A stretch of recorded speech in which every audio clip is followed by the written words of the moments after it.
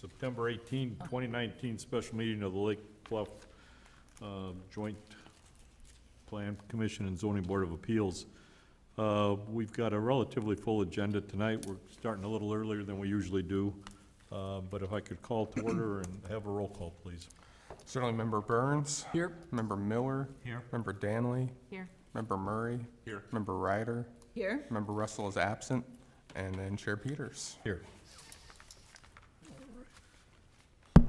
Non-agenda items. We allocate 15 minutes at this time during our meeting to address any item that's not on the agenda. If anyone wants to approach the dais or stand up, please do. And if you could state your name and your address for the record, please. Hi, my name's Renee Boyle, and my address is 402 East Prospect Avenue in Lake Bluff.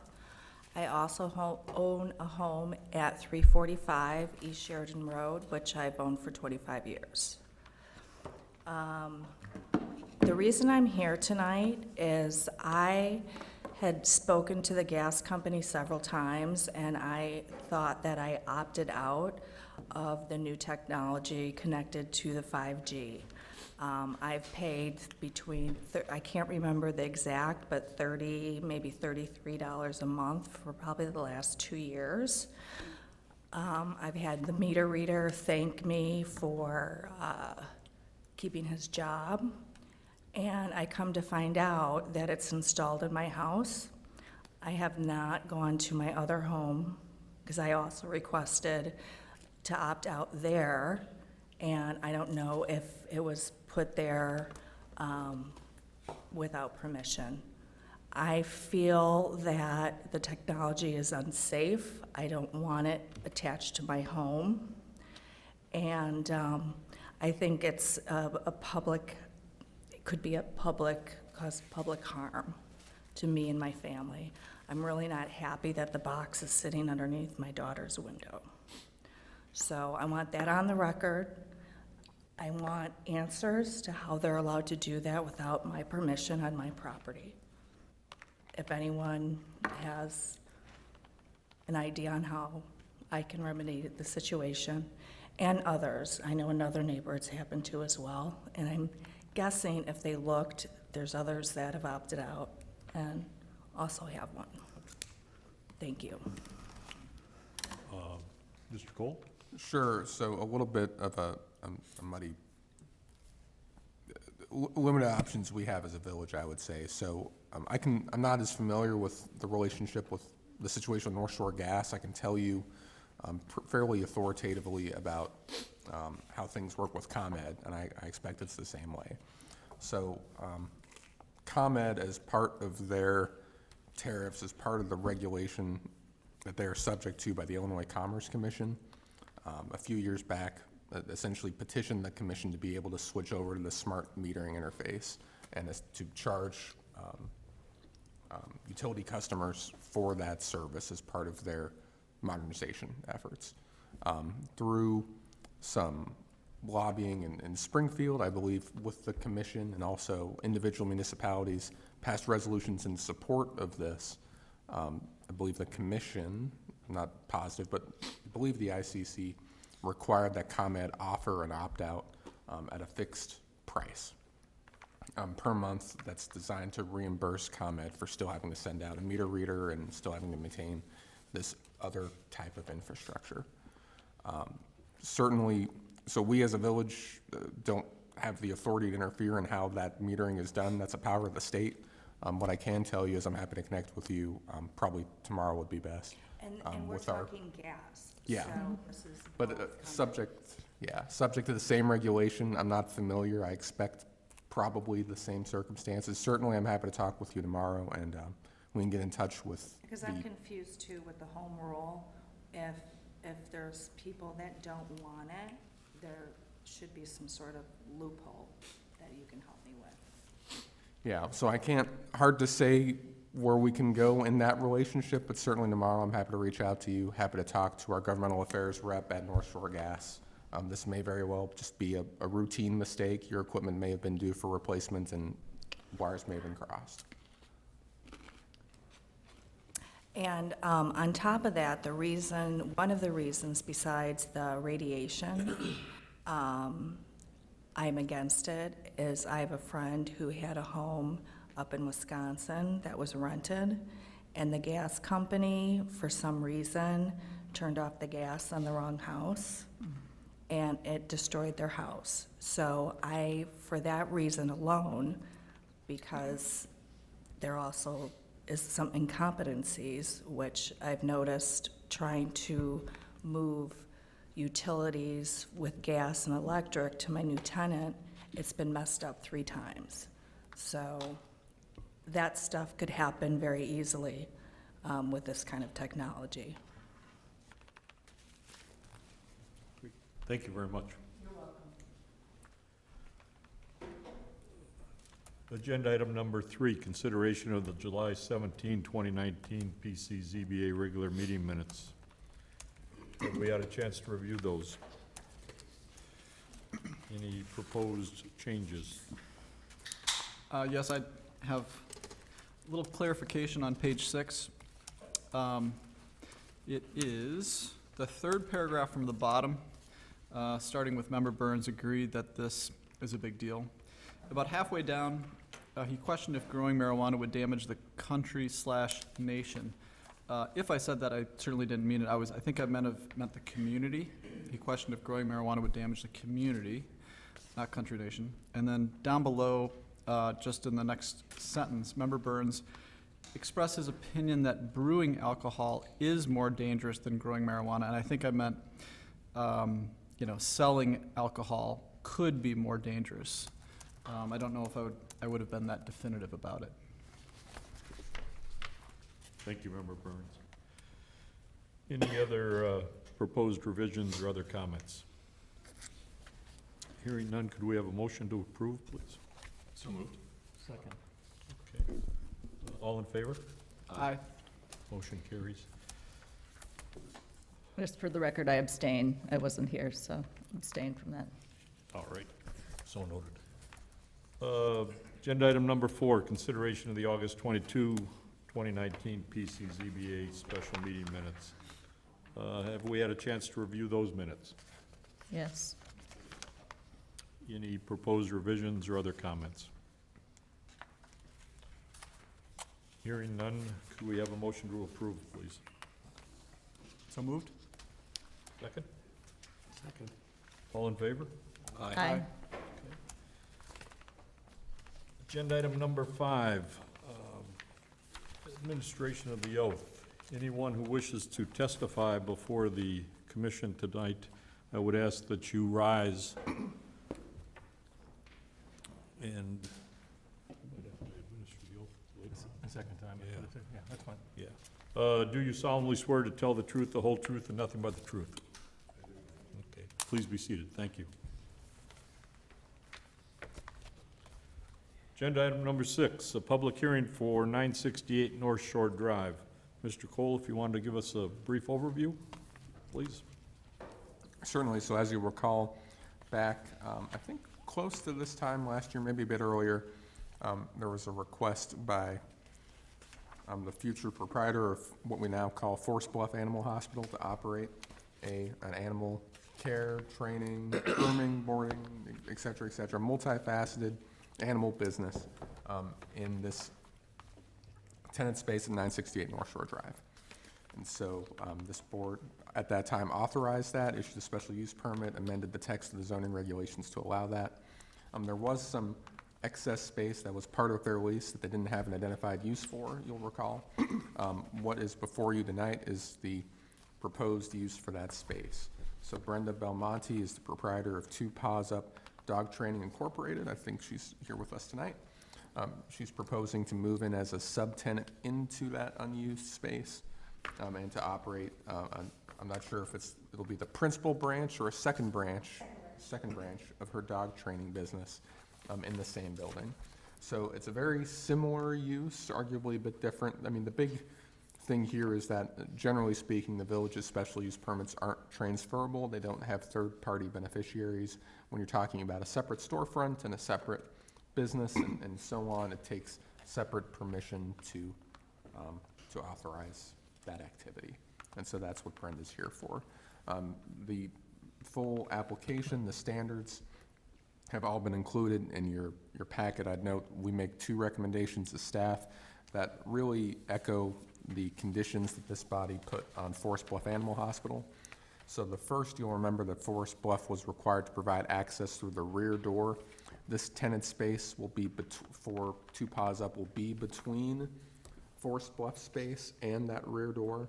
So we suggest as a condition that you require them to preserve egress to, again, make sure that Forest Bluff doesn't violate its obligations. And then second, consistent with what was imposed on Forest Bluff, we recommend a condition that there not be any outdoor dog runs, kennels, things of that nature maintained outside the business. You'll recall when this was discussed last time, there was some concern that would be inconsistent with the aesthetic standards of the district. All right, Brenda, if you'd like to take the days and give us a brief overview. I don't think it's necessary to go through the standards specifically. We can adopt and incorporate those by reference Okay. as part of the minutes, so. Perfect. So many of you actually know me because I've been a trainer in this area for a very long time. I also managed a vet clinic. When I retired from the vet clinic, I opened a standalone training facility. It's a Lake Bluff address, but unfortunately it's in Green Oaks. And there are some limitations with that space just due to the size for what we can offer.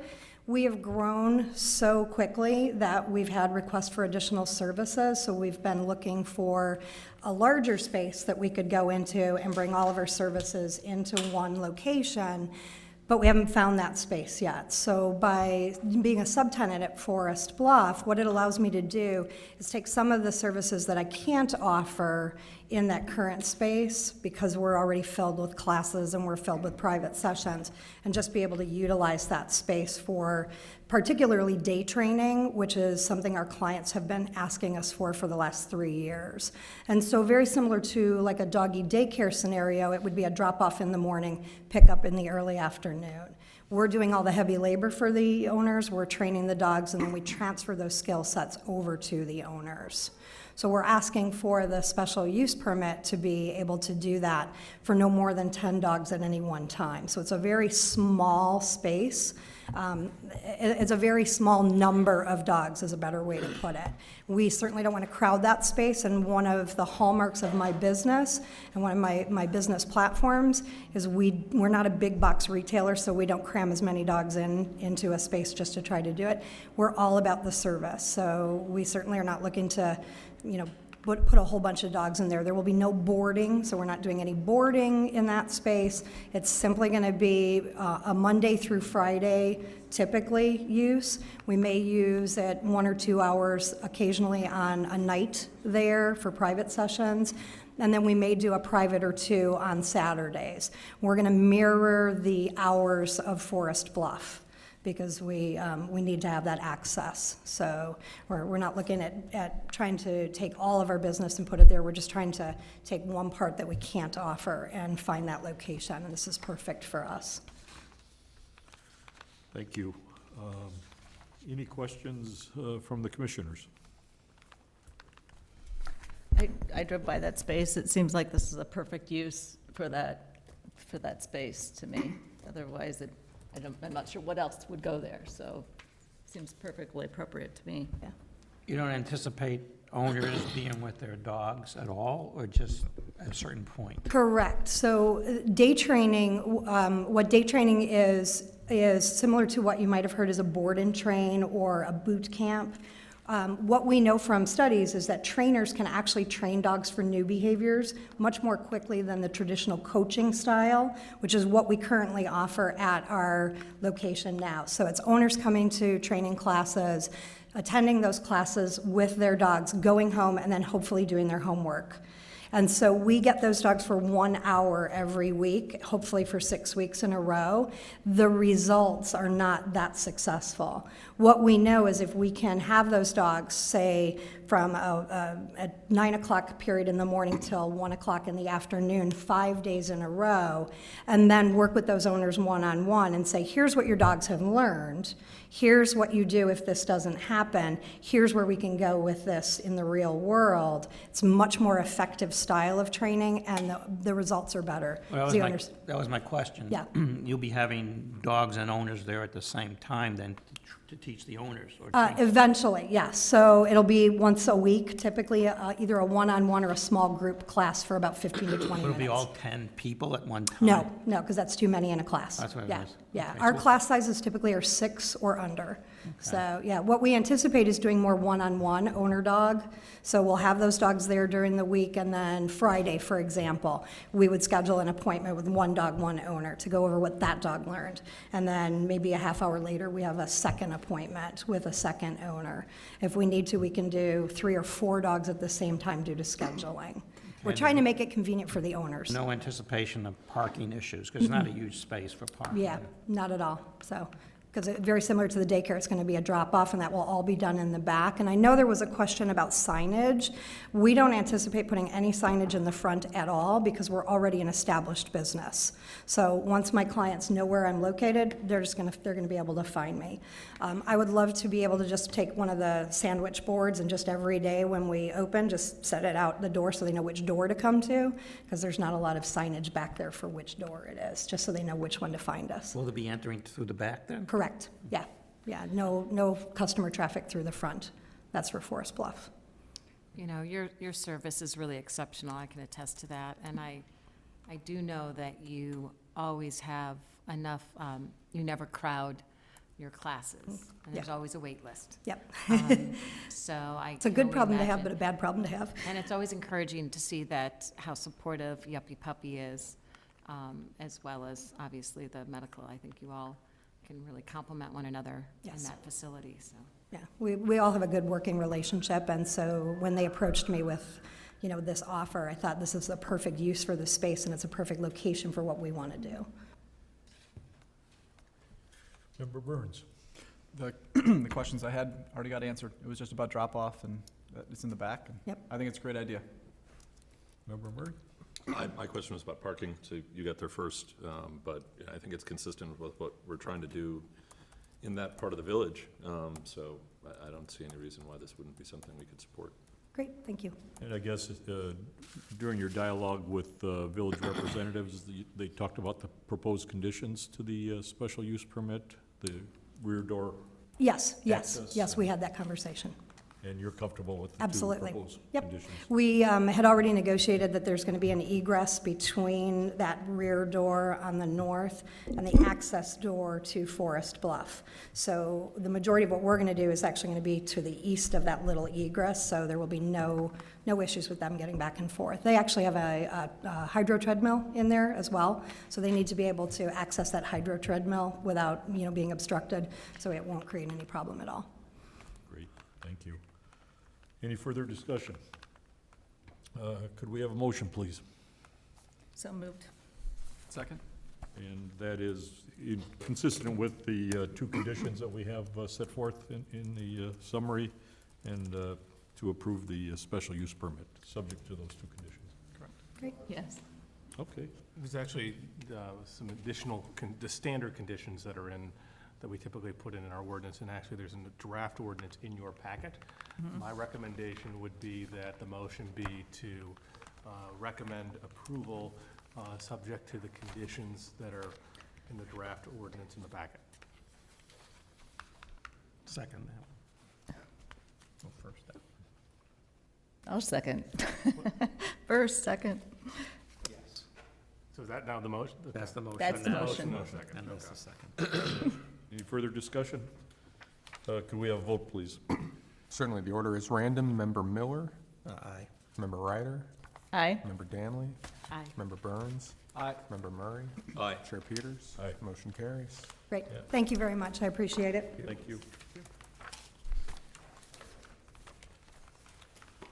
All right, moving on to agenda item number 7, a public hearing for 355 West Washington, or Blair Park. Mr. Cole, if you want to give a brief overview? Certainly. So again, you may have a sudden sense of deja vu overtake you. This was very similar to a request this body received last October, because it was in fact a request this body received back in October. The Park District at that time, as they are now, sought to extend for a period of 15 minutes once a week the time they're allowed to operate the lights in the facility at the Lake Bluff paddle courts shown in the middle of your screen. That's necessary to accommodate league play organized by an outside Chicagoland league. Sometimes these matches were running late, and so having to shut off the lights interferes with their ability to host that league, essentially, as I'm sure Mr. Lakeman, representing the Park District, can speak to. So last year, you'll remember, due to the time constraints and some concerns about feedback from the neighbors that, as you can see, are immediately adjacent to the court, wanting to give them an extra chance to be heard. This board authorized that extension of time for only 1 year, so that authorization either has or is imminently about to expire. They would need subsequent authorization for the following season and thereafter. So what they've proposed is that each year they pick one weekday out of the week to extend that period of time they can operate by 15 minutes. They'd notify us, and that would be effective through the paddle tennis season.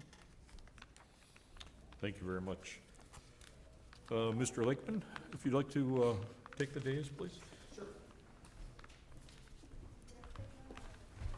So my name is Jim Lakeman. I'm the superintendent at Lake Bluff Park District. Ron Salsky, our executive director, could not make it tonight. He had another business meeting to attend to. I brought with me Eric Moran, our racket sports manager, who oversees the actual our paddle tennis program, as well as the men's and women's league within Lake Bluff. So as Mr. Cole stated, we're looking to make no changes to request any changes to that special permit, other than each year it could be held on a different weekday, but it is only 1 day a week.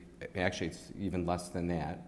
I think it's 8 days throughout the league play. Yeah, approximately. There's 18 total matches, and you don't have a home match every single week for that one. So. Correct. So through the months of October through March, you could be seeing maybe 8 to 10 days that would be affected with the extra 15 minutes. In your packet, we did reach out to all of the local neighbors and asked if this affected them at all, and you could see the responses.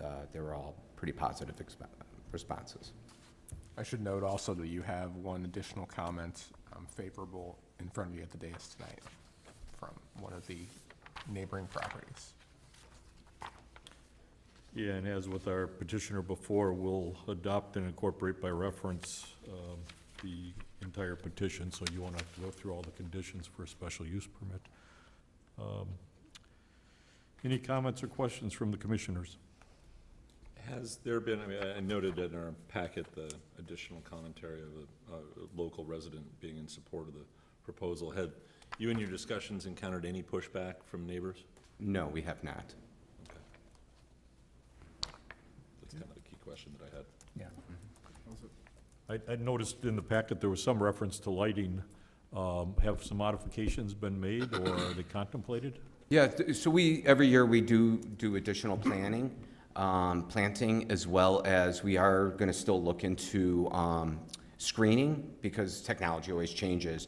So our maintenance staff is always trying to see some ways to try to reduce that lighting that would affect the local neighbors. So we will keep the village and the zoning commission updated on any changes or any modifications that we might do to the paddle hut, or request to want to do any modifications, so that way it would reduce the lighting.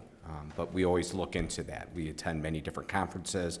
There are different companies out there that do all different types of special netting or anything to help reduce that lighting.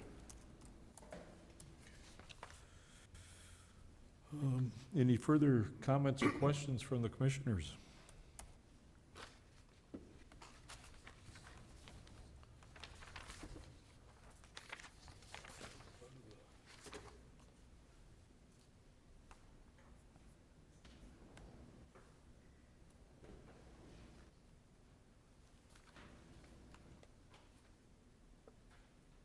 if you believe it's appropriate.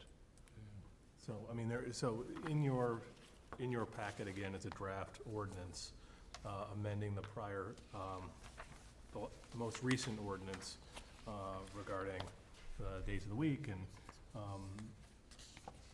if you were so inclined, I guess the recommendation for a motion would be, approval of the amendment as set forth in that ordinance, which includes just general condition that it's subject and contingent upon all activities being conducted in accordance with law, which is a standard condition that we have. Now, if you think that there's additional conditions that are appropriate, it's your prerogative to make that recommendation. I guess based upon the lack of feedback from the community, so to speak, and the fact that I think the Park District has been working very, very closely with the neighbors for a number of years now, I'm not sure that any additional restrictions or conditions would be necessary, other than that which is already in the proposed ordinance. So, could we have a motion, please? Can I speak from the floor? Oh, certainly, If you can come up to the podium. certainly. Let me just push back a little on the neighbors. I do have good relationships with them. I just don't want to keep seeing, we seem to come back here every year. There seems to be, we're annually coming back for an extension or a move or a change. I hope this is it.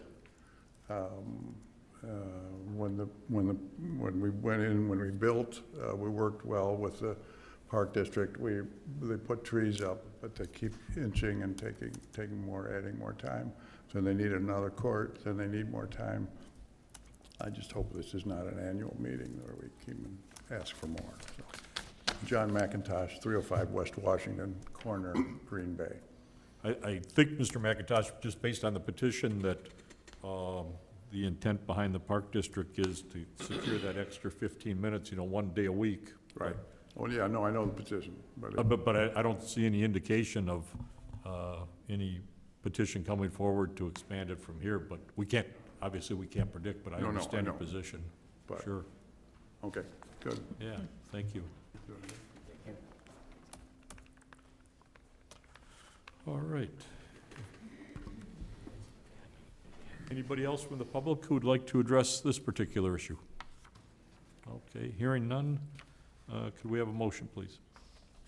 Move to recommend that the village board adopts the modification of the ordinance as the village attorney has described. Thank you. Second? Second. Can we have a vote, please? Certainly, once again, the order is random. Member Burns. Aye. Member Miller. Aye. Member Ryder. Aye. Member Murray. Aye. Member Danley. Aye. Chair Peters. Aye. Motion carries. Thank you. Thank you very much.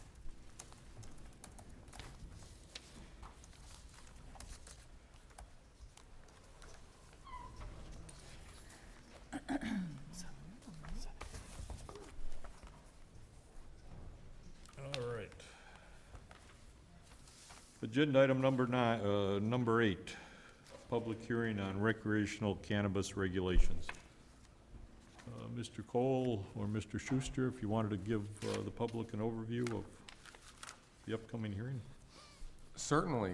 I know we're right on time, 7:02, so we're doing good.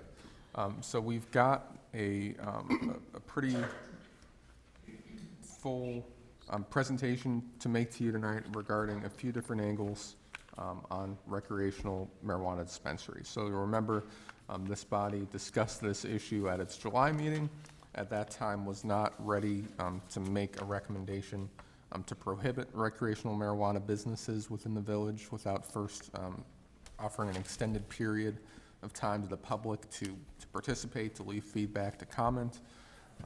Continue in July, we continued that to this body's August meeting. In August, due to some scheduling issues, that hearing wasn't held. It was continued to the September meeting, and here we are. So a little bit of a roadmap on what we'll do tonight. We're going to do a bit of a refresher on what we talked about 2 months ago, I should say. And Ben Schuster, actually, the village attorney, is going to give a more detailed look into how the act works, what the different considerations are, We'll walk you very briefly through the literature review that this body requested that we provided to you in the memorandum. We'll talk a bit about revenue, again requested by this body in the memorandum. We'll talk about some example sites we found elsewhere nationally. Nowhere's quite like Lake Bluff, but we did our best to find some places that will make you think, hopefully inspire some comparison. We'll give you an overview on where neighboring communities are at in their deliberations, and then we'll talk next steps. And also, I should mention before we get into public comments or the commission's period of time, we also have Interim Police Chief Mike Hosking, who's joined us again at your request. There was a desire to hear the police opinion about these matters and about the act, and so we've wanted to make sure there was an opportunity for you to hear that. So unless there's any preliminary questions, I think probably the best place to go is we can start the village attorney's presentation.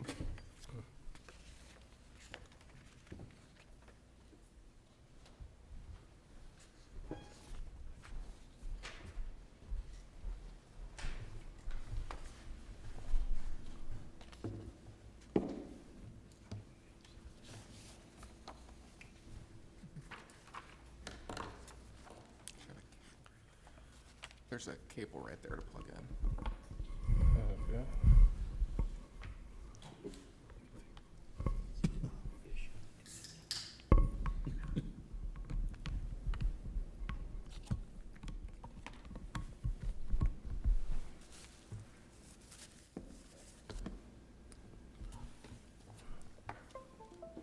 All right. You all look so different from up here versus back there. So wanted to give a little background today on the new law that the General Assembly has adopted. And there's actually two laws we're going to talk about. What it provides more broadly, as well as what your charge is tonight, and what roles and decisions we have to make. So the Cannabis Regulation and Tax Act, which is the main piece of legislation that was adopted by the General Assembly, passed on May 31st and signed by the governor into law. It had several key components. Number one, it legalized adult 21 and over possession and use of cannabis for recreational purposes. Number two, it called for a rapid but controlled expansion of cultivations and dispensaries, many of which already exist in the state as medical dispensaries and medical cultivation centers. It allows for new types of cannabis businesses that do not exist currently under the law to take hold and operate. And we're going to go through those in a couple minutes, but craft growers, processors, transporters. It creates a regime for state and local taxation of recreational cannabis. And also called for the mass expungement of criminal violations that deal with, lesser charges related to the cannabis over the many decades prior to this act. Also, there was another piece of legislation that people aren't really talking about, but that was also adopted at the same time. Public Act 101-0363, which expanded the existing medical cannabis law by adding new qualifying conditions that can obtain medicinal cannabis, and it also allowed registered nurses and physician's assistants to prescribe. Prior to this, it was only a doctor that could prescribe. So what is the timing of the new legislation? Well, it became effective immediately upon the governor's execution, and it started a domino effect of various things. But from the deadlines and dates that you should be aware of, is it first called for the licensing and agency rulemaking process to begin right away. So it called for and allowed dispensaries to start submitting applications to be able to sell recreationally, and called on the state Illinois Department of Financial and Professional Regulation to start issuing RFQs and information back in June. The first licenses were actually issued just a couple weeks ago to current medical dispensaries, and they're now rolling them out on a rolling basis. However, it said the first legal sales cannot occur until January 1st, 2020. So that's coming upon us in a few months. The other part of the act is it said, while the act takes effect, legal consumption of recreational cannabis will not be allowed in this state until there's a legal way to buy it, meaning, again, January 1st is when that will begin. So the act said there are currently 20 existing cultivation centers and 56 dispensaries, and it first grandfathered them or gave them an early blessing to start operating for recreational cannabis needs prior to opening up the market to people who are not currently operating today. So for an existing location, an existing dispensary, for example, they can obtain what's called an early approval license. So on January 1, or when they get that license, or subsequently when they get the license, that they're allowed to sell to the adult market for recreational purposes out of their current location. So if they currently have a medical dispensary, they can get a license to start selling recreational use cannabis. Also, it allowed them to get a secondary location license, meaning that current medical dispensary or cultivation center can get a license to operate a second dispensary for recreational purposes somewhere else. It may be in the same municipality as they're currently located. It may be in a different municipality. So, for example, if there's a current medical dispensary operating, let's say in Chicago, and they were able to get a secondary location license, and if the village were to permit this, they may come here and seek out a location in the village to have a secondary site. Potentially, if you combine the early approval and secondary locations on day one, January 1, you could have 112 dispensaries operating statewide. Not likely to happen because of various zoning regulations and other things that have not occurred yet. It is doubtful that we'll have that many in Illinois on day one. So what will be allowed? Well, adult recreational possession and use for those who are 21 and up. People will be able to use cannabis for recreational purposes. They can possess cannabis, and there's strict rules in the statute about how much cannabis a person can possess at any one time. So you see it in the PowerPoint, 30 grams of flower or raw cannabis. They talk about 5 grams for concentrated types of cannabis, and then 500 milligrams for infused products. Now, what we mean by that is something like a brownie, food product, other type of product that has cannabis infused into it is going, I think they figured it will weigh more because of the other component parts, so therefore you can have a product that's infused that weighs more. Non-Illinois residents are allowed to have half these amounts. Licensed, it will also have and allow commercial sale of leaf edibles and tested derivatives. As we talked about, existing medical dispensaries are, can have the day one demand they can get the early approval licenses and start on day one, theoretically January 1st. And then after that first kind of year where the current operators are going to be able to get licenses, the state plans to have staggered approval of additional licenses beginning in 2021. The idea is that the state will have up to and allow 500 dispensaries over the next several years. Also, in addition to a typical dispensary, which you should think about as a store that sells, the act also allows for craft growers. A craft grower is somebody that has up to 500 or 5,000 square feet of space that grows, and think of it kind of like a greenhouse that they can have, and then also they're allowed to sell and dispense directly to a consumer. It allows for those in the state. The other thing, and that was new in this last version of the act that got adopted and was supposed to not be allowed in all the various conversations and with those who were sponsoring the legislation, but the last minute got tacked on, was it said that dispensaries may allow on-premises consumption in those businesses. Same thing at a craft grower, meaning you could walk into a dispensary, purchase the cannabis, and you could sit down on a couch, like a coffee shop setting or something like that, and be able to partake in what you bought. However, it also says that's entirely subject to local permission, meaning that if you decide that the village should allow a dispensary, you are permitted to prohibit on-premises consumption of the cannabis, meaning somebody would have to take it, leave the dispensary, go to their home, and could consume there, but they wouldn't be able to stay on the site to use the cannabis. So what is prohibited under the Act? Well, you cannot have a dispensary within 1,500 feet of another dispensary, whether it's a medical or a recreational dispensary. So the Act says they have to be spread out at least 1,500 feet. You are not allowed to consume in public places, defined as any place where a person could reasonably be expected to be observed by others, so it's quite broad.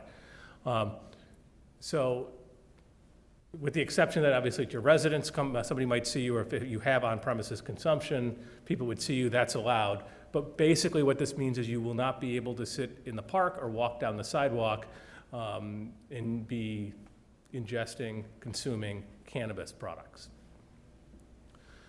You are not allowed to have consumption on school grounds. You're not allowed to have consumption in close proximity to persons who are under 21.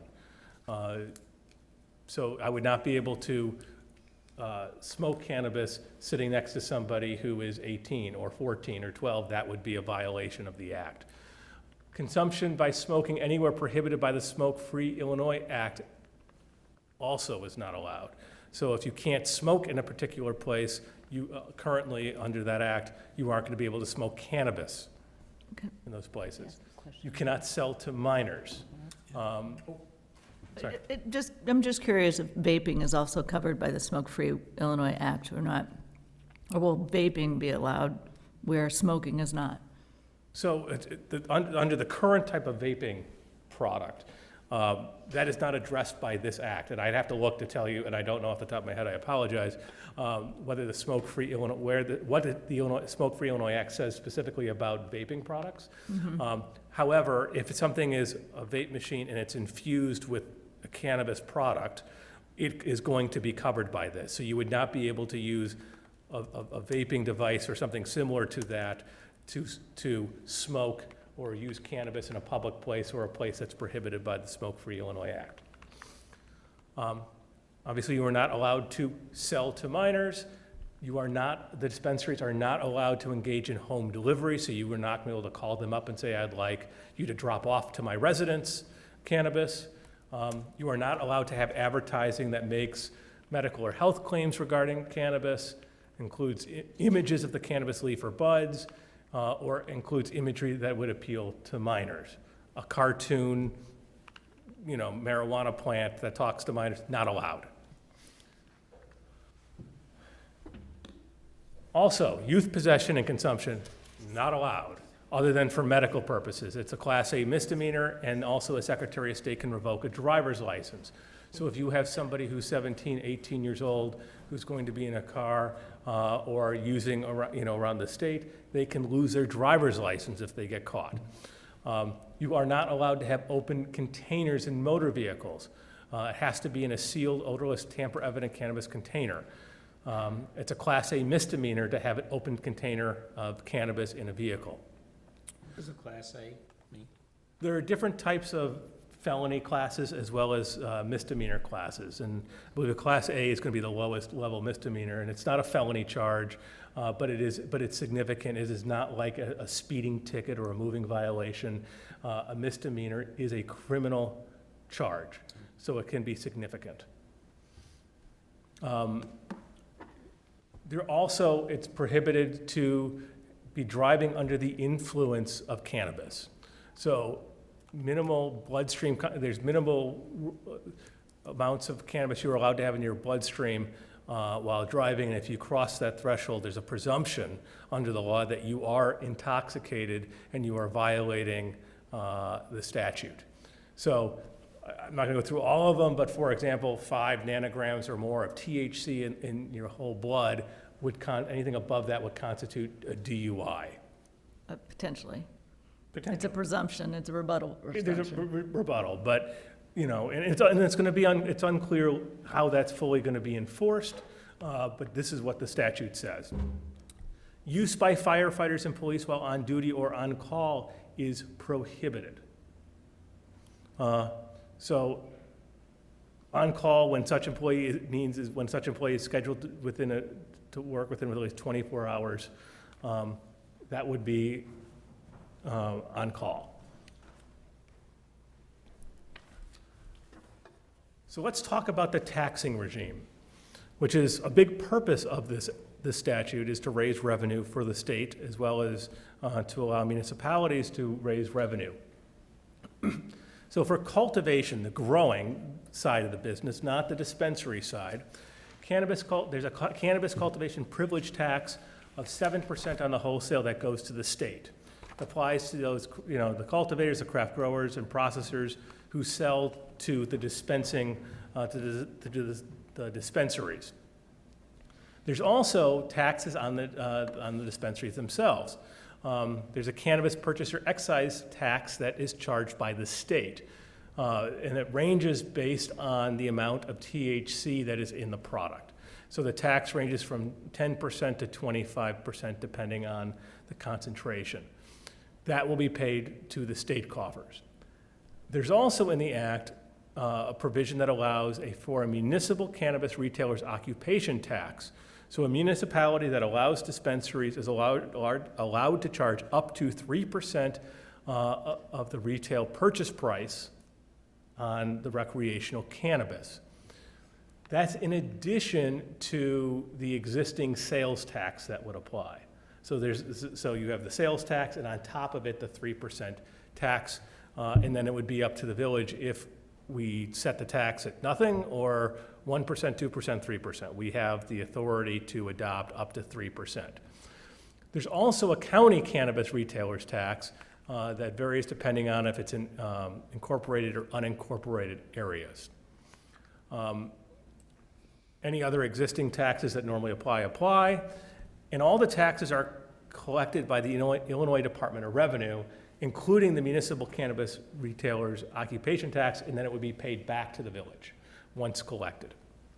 And Mr. Schuster, if I can just jump in. So something I want to note, I don't think we discussed it in July, but this is actually a recent change. So when the act was first passed, the county's portion of the tax, the idea was, I don't know if I have the exact proportions right, but they'd be able to charge 3/4 cent in incorporated areas, I believe, and then 3% and 3/4 in the unincorporated areas. The idea would be essentially that if you are a dispensary and you're locating in one place or the other, you're going to pay the same amount of tax.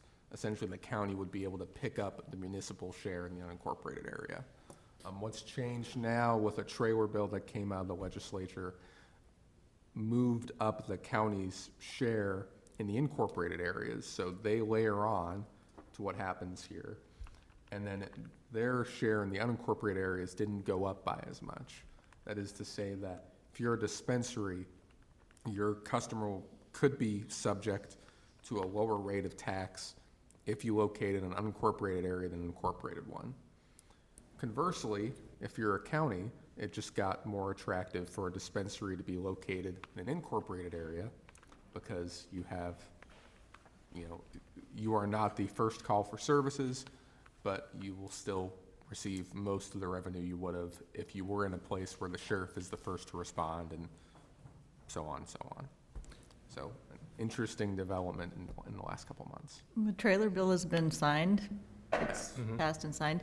And so, am I reading this right, that in an incorporated area, the retail, there would be 3% plus another 3% in an incorporated area for a total of 6 municipal and county tax? Yes. And then if it's unincorporated, presumably no municipal tax, but a 3.75 in unincorporated. And I don't know if I have the 3/4 right before the amendment. Yeah. But it was parity. Yeah, so they've decided to allow taxing in a municipality at a higher rate than in an unincorporated area, for whatever reason.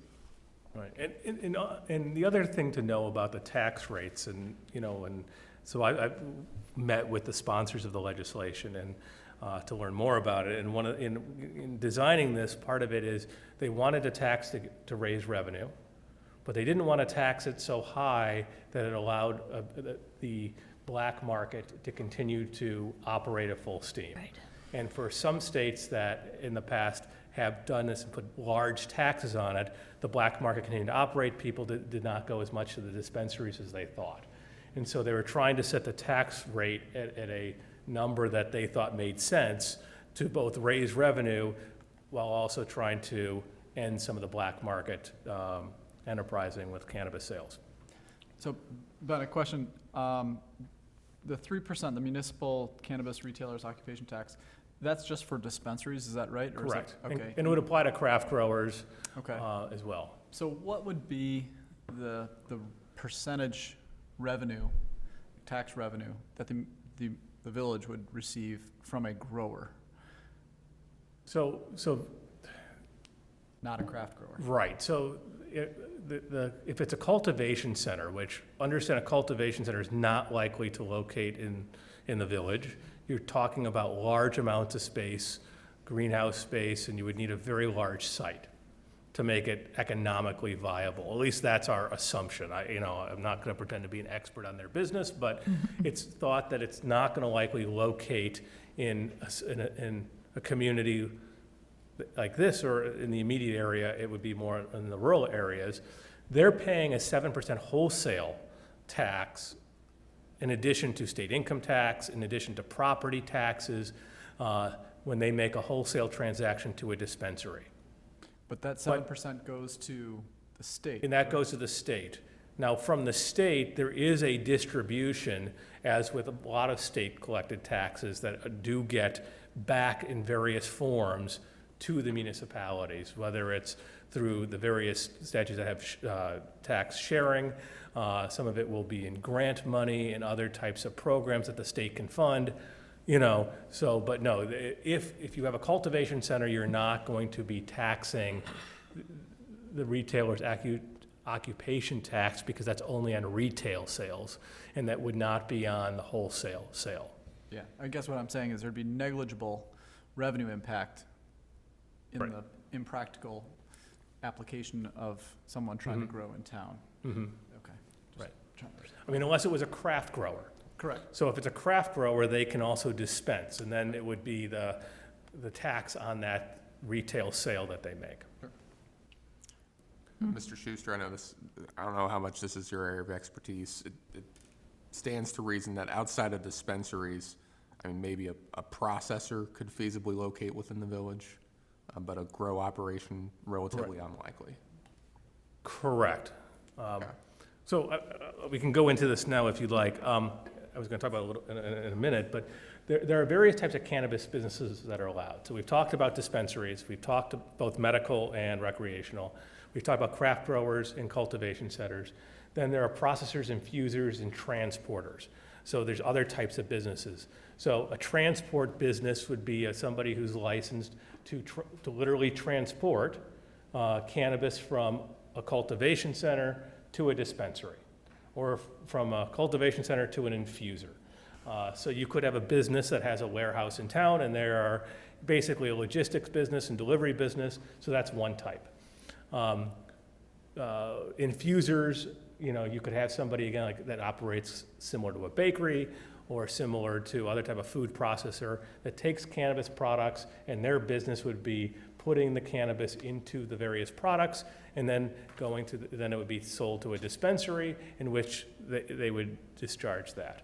So there are these various types of businesses that are going to be licensed to operate in addition to the retail store that we typically are talking about for the most part.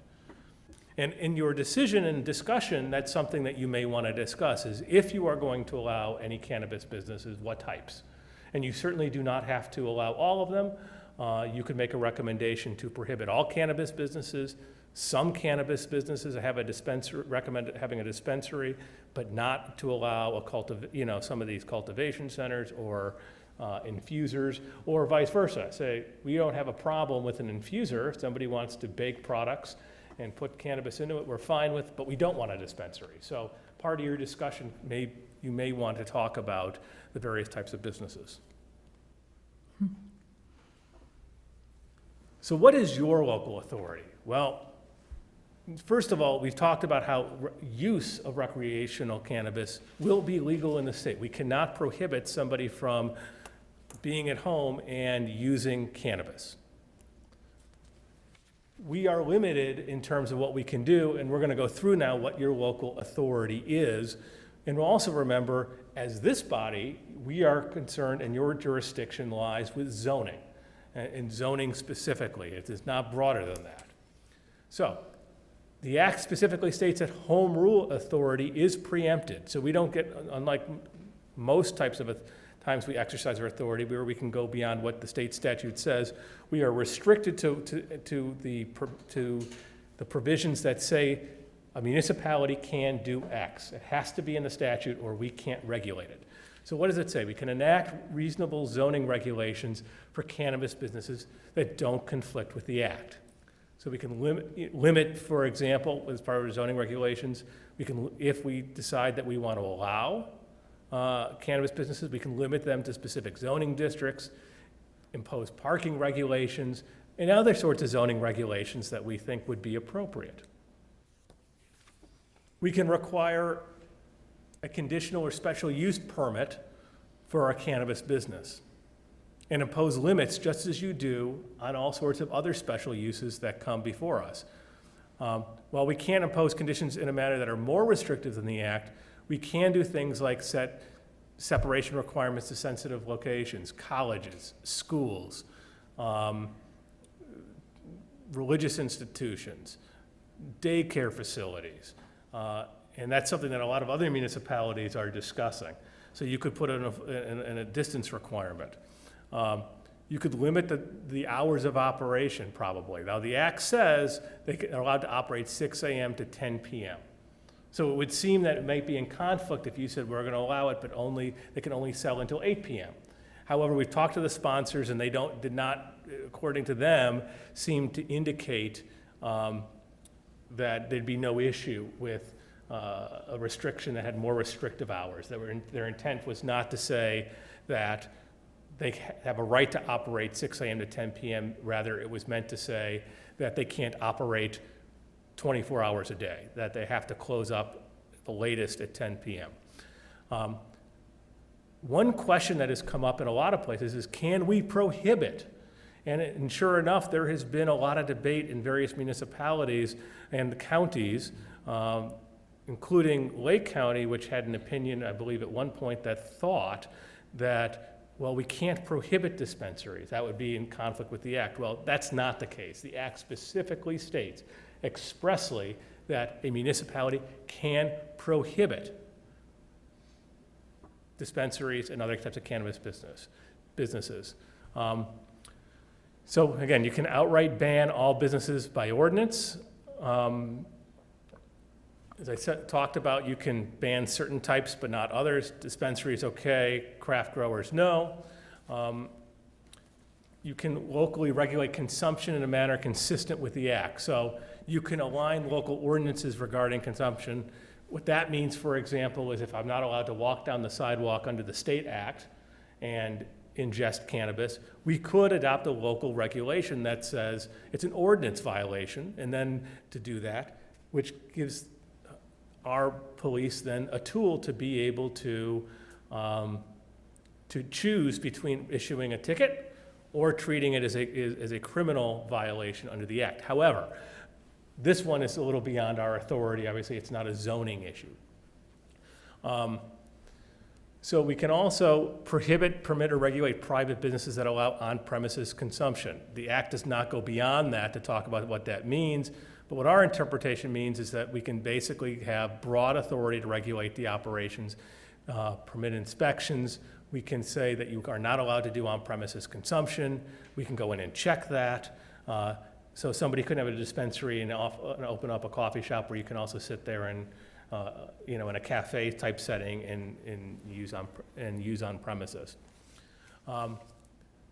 The other thing the Act says is we cannot unreasonably prohibit somebody from doing home grow. Now, what this means is under the Medical Cannabis Act, somebody can grow up to a certain amount in their home. We cannot prohibit that. So we can have reasonable regulations that we can't prohibit. So we could theoretically say anybody who engages in home grow must register with the municipality.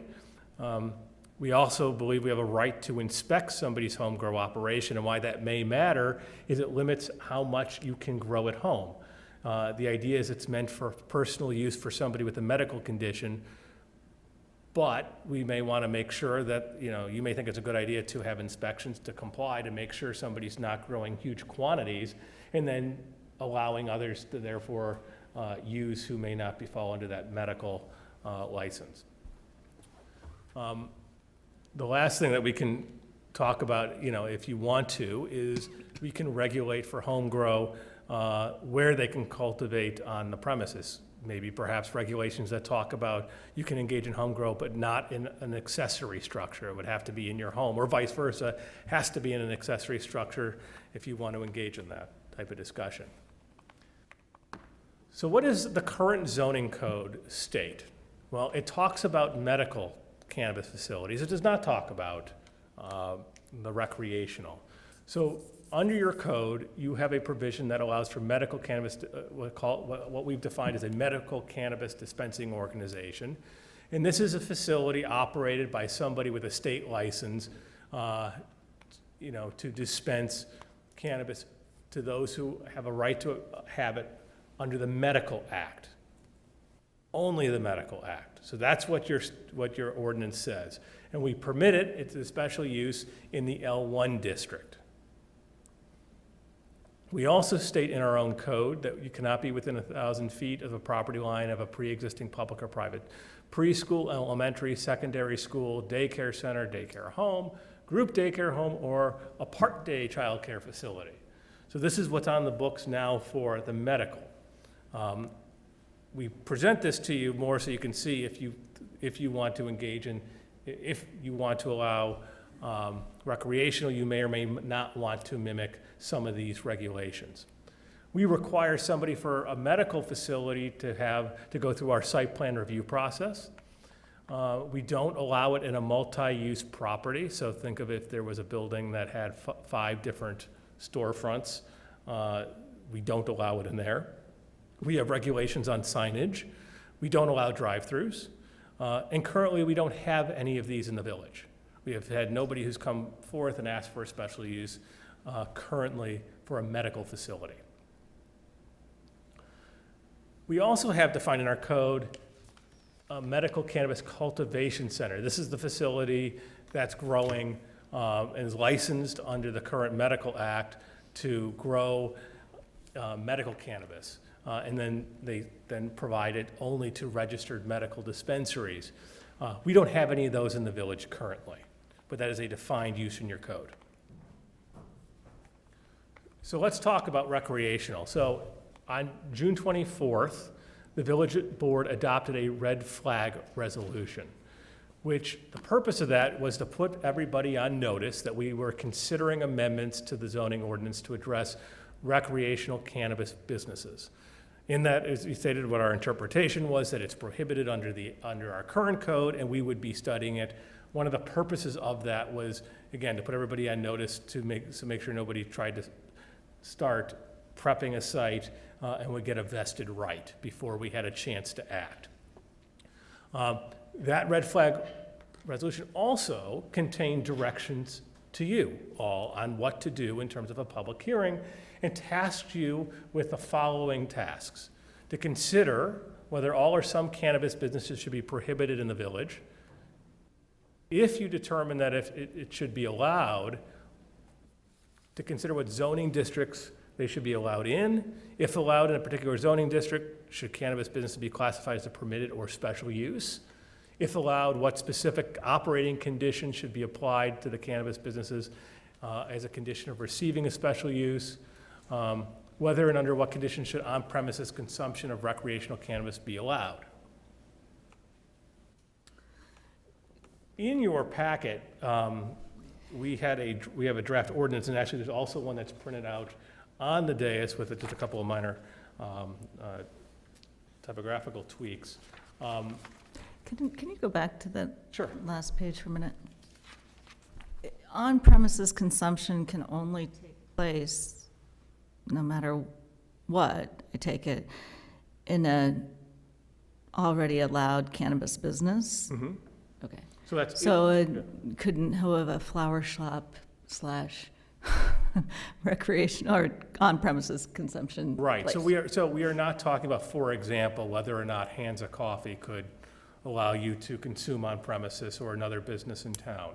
What we're talking about is a dispensing organization. Attached to the other business. That would be attached. So think of it, again, like a coffee shop or other type of lounge that would be attached to a dispensary where you go there, they serve you, and you consume on premises. So this question's only relevant if we get to any of the others would be allowed. Right, so I think the first question to consider is the first, whether you want to allow any cannabis businesses to operate in the village for recreational purposes. So we're, and then if you determine yes, then you're getting to the other questions, but that's the threshold question. And there's no standalone consumption allowed, standalone consumption business allowed under the statute. Correct. So as I was starting to say, in your packet, but more importantly on the dais, we have an up-to-date draft ordinance that was put together with again, it's your prerogative to decide what your recommendation is going to be. If you decide to prohibit it, this is what it would look like, and it really does two things. It amends the definition section of the zoning regulations to broadly, basically track the state statute by defining cannabis cultivation centers, craft growers, infusing organizations, processing organizations, dispensing organization, a transporting organization, or any other form of business classified as a cannabis business establishment under the Act. So it sets forth a use definition. And then it amends section 10-4-6 of the zoning regulations to prohibit cannabis business establishments within the boundaries of the village. This is your prerogative to, if you feel that you want to recommend this, or if you want to tweak this in any way, or if you want to go a different route, that is within your prerogative. But that is what is before you as a document at the moment. So if anybody has any questions about the act, about your jurisdiction, anything I've talked about or anything I haven't talked about yet. Oh, excellent Say, well done. presentation.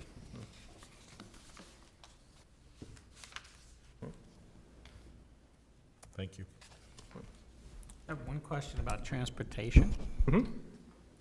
Say, for argument's sake, there's a company in Lake Bluff that does transportation, and they work for Amazon, or they have one of their businesses is Amazon delivering packages. How would you prohibit them from transporting marijuana as well within the community?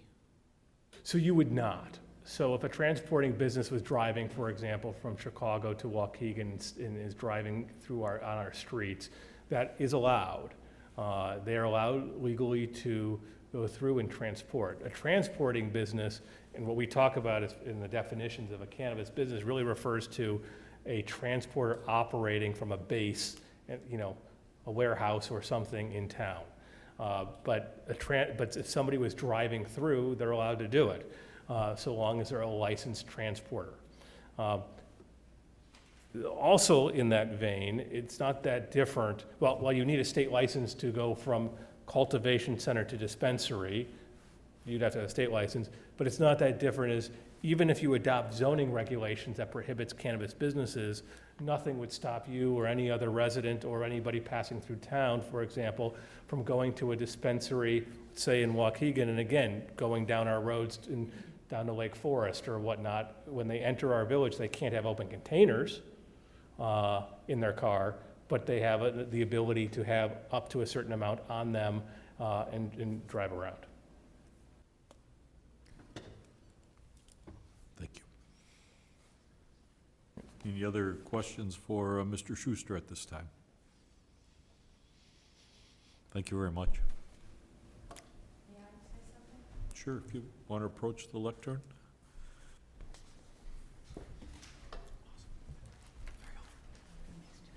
And maybe before you speak, a couple individuals have come in after we started the meeting at 6:30, so if anybody wants to testify, I would ask that they stand up and we'll swear them in, please. Do you solemnly swear to tell the whole truth, to tell the truth, the whole truth, and nothing but the truth? Thank you. Please be seated. If you could state your name for the record, please. Renee Boyle. There is a third idea that hasn't been presented that other municipalities have done. One of them, I believe, is Highland Park, who has that elevate or leave the dispensary. There's now a legal issue over who, if they are gonna get another site per the contract, and it's going to Texas. And so some of these are kind of sloppy, who gets the next one. But anyhow, so what Highland Park has decided to do, even though they have allowed the medical marijuana dispensary, is to not allow recreational. They're gonna sit back, they're willing to take the tax, missing the tax if they miss the boat, because the majority of the community does not want recreational marijuana for sale in the area. And it's in a more industrial area. And also, as a parent in town, I think the word on the street, they think, is there's no way that this board would allow marijuana, a recreational marijuana. And I'm not sure what's gonna happen, but I believe the general public doesn't want it. They can drive to Mundelein. There's one in Mundelein.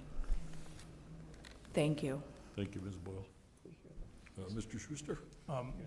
Just to clarify, to make sure that, you know, 'cause terminology is important. So what is, I guess in the draft ordinance, is a prohibition on cannabis businesses, and it is basically the model, or similar to what Highland Park has done. So under the medical cannabis statute, we can't prohibit medical dispensaries. We have to allow it. But we can do it as a special use. We can have regulations and things like special use permits, and that's exactly what we've done. So when we talk about prohibiting, you'll see in the definition of what would be prohibited, it's cannabis businesses that are as defined in the Illinois Cannabis Regulation and Tax Act, not the Medical Act. And so theoretically, you could have a medical dispensary in town under our current zoning regulations with a special use permit in the L1 district, that, you know, but prohibit the recreational sale, whether from a medical dispensary or from any other type of just plain recreational dispensary. Thank you. I've got a couple more things. Yeah, Mr. Cole. Sure. So, Mr. Schuster went real in-depth on the law. I want to walk you through a couple other parts in the memo, give Chief Hosky a chance to speak, perhaps for public comment. So again, Ben was real in-depth. I'm going to keep it 30,000 feet. I'm going to skim over a lot of really complicated stuff, but if you have a question that occurred to you, please let me know. We'll try to keep this to a few minutes and get to public comment. So literature review. There were a lot of questions I keep saying last month, in July, regarding what's the research on health effects, what's the research on crime, so on, so on, so on. So we've given you what I would say are two different sets of information, right? So the first is, remember, we're talking about all cannabis businesses. We're not just talking about dispensaries. So we have a couple professional publications included in the packet from the American Planning Association, from the International City and County Management Association, that have case studies that talk about conceptual issues, and those are the best resource we can offer you as far as these non-retail businesses. So if you're looking at discussions for what are some of the problems communities face or have worked through with grow operations or with manufacturing or with infusing, those are the best resources I can offer you. Now, there is a lot of interest focused specifically on the retail aspect of operating a retail recreational dispensary. And we've tried to collect that and summarize it for you. Our approach, which I think is important to describe, is this. So as the village attorney said, whatever happens here today, marijuana will be legal in the state of Illinois. Residents of Lake Bluff will be able to purchase and consume marijuana in their homes elsewhere in the state, and so on. And so, to some extent, what the health effects are a bit unrelated to your decision here tonight. And also, from a practical standpoint, our resources are limited, our expertise is limited.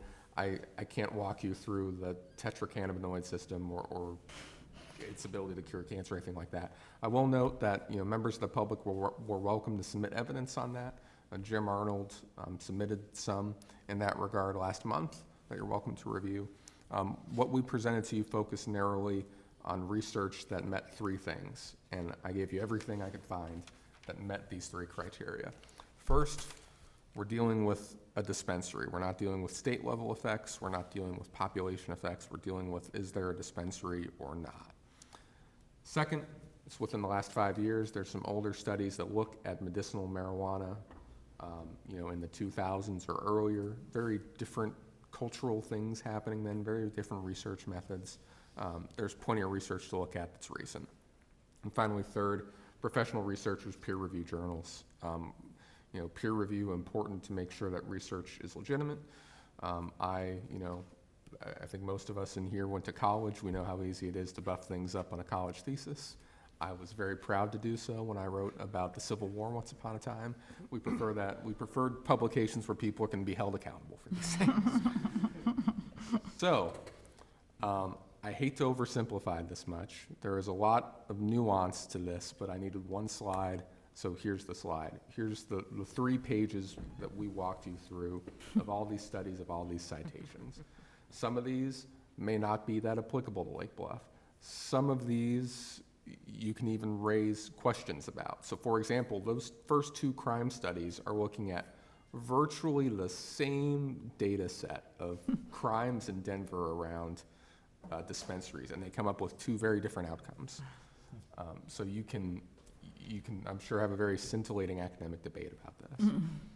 If I was to give you a very general statement, I would refer to, as you all know, I lived in Missouri for some time. A native son of Missouri, Donald Rumsfeld, said there are, you know, known unknowns and unknown unknowns.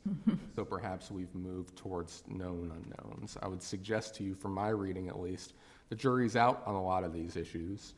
It's hard to say definitively one way or another where the true facts lie. And of course, in social studies research, the facts change over time. These aren't laws of physics, unfortunately. You may not get the same result in 10 years that you do today.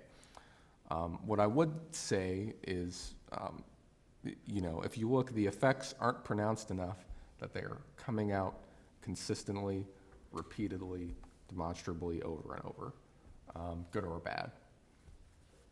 So just a bullet point at crime, few studies say it goes up. There are a couple that focus on South Los Angeles, one in Denver. Few studies say crime goes down, kind of an interesting one. California, natural experiment. County of Los Angeles shuts down virtually all of their dispensaries due to some legal issues at one particular point in like 2016. They do that and crime goes up around the dispensaries. The authors hypothesize that, you know, dispensaries are high traffic, they bring more bodies in, there's more eyes, and it acts as a crime deterrent because people don't tend to do crime in broad daylight. Interesting. Health, very few studies that focus on this particular question, presence or absence. Opioid hospitalizations go down in one study. Some evidence suggests that that's a direct substitution of opioids for marijuana. Marijuana hospitalizations go up when people have access to marijuana. They're more likely to abuse marijuana. Go figure. Youth use, a very muddied picture. The characteristics of use, again, when people can access marijuana, they're more likely to use marijuana. And then sort of the odd duck out in these studies. There's one study we found that talks about property values that found in Denver that property values go up when a dispensary is introduced, whether that's conflated with Those being trendy neighborhoods or young neighborhoods, that certainly seems likely to me. But again, it was published in a peer-reviewed journal, and we give it to you. Revenue estimation, another big question. If one of these comes to town or if one of these goes in anywhere, how much will it be worth?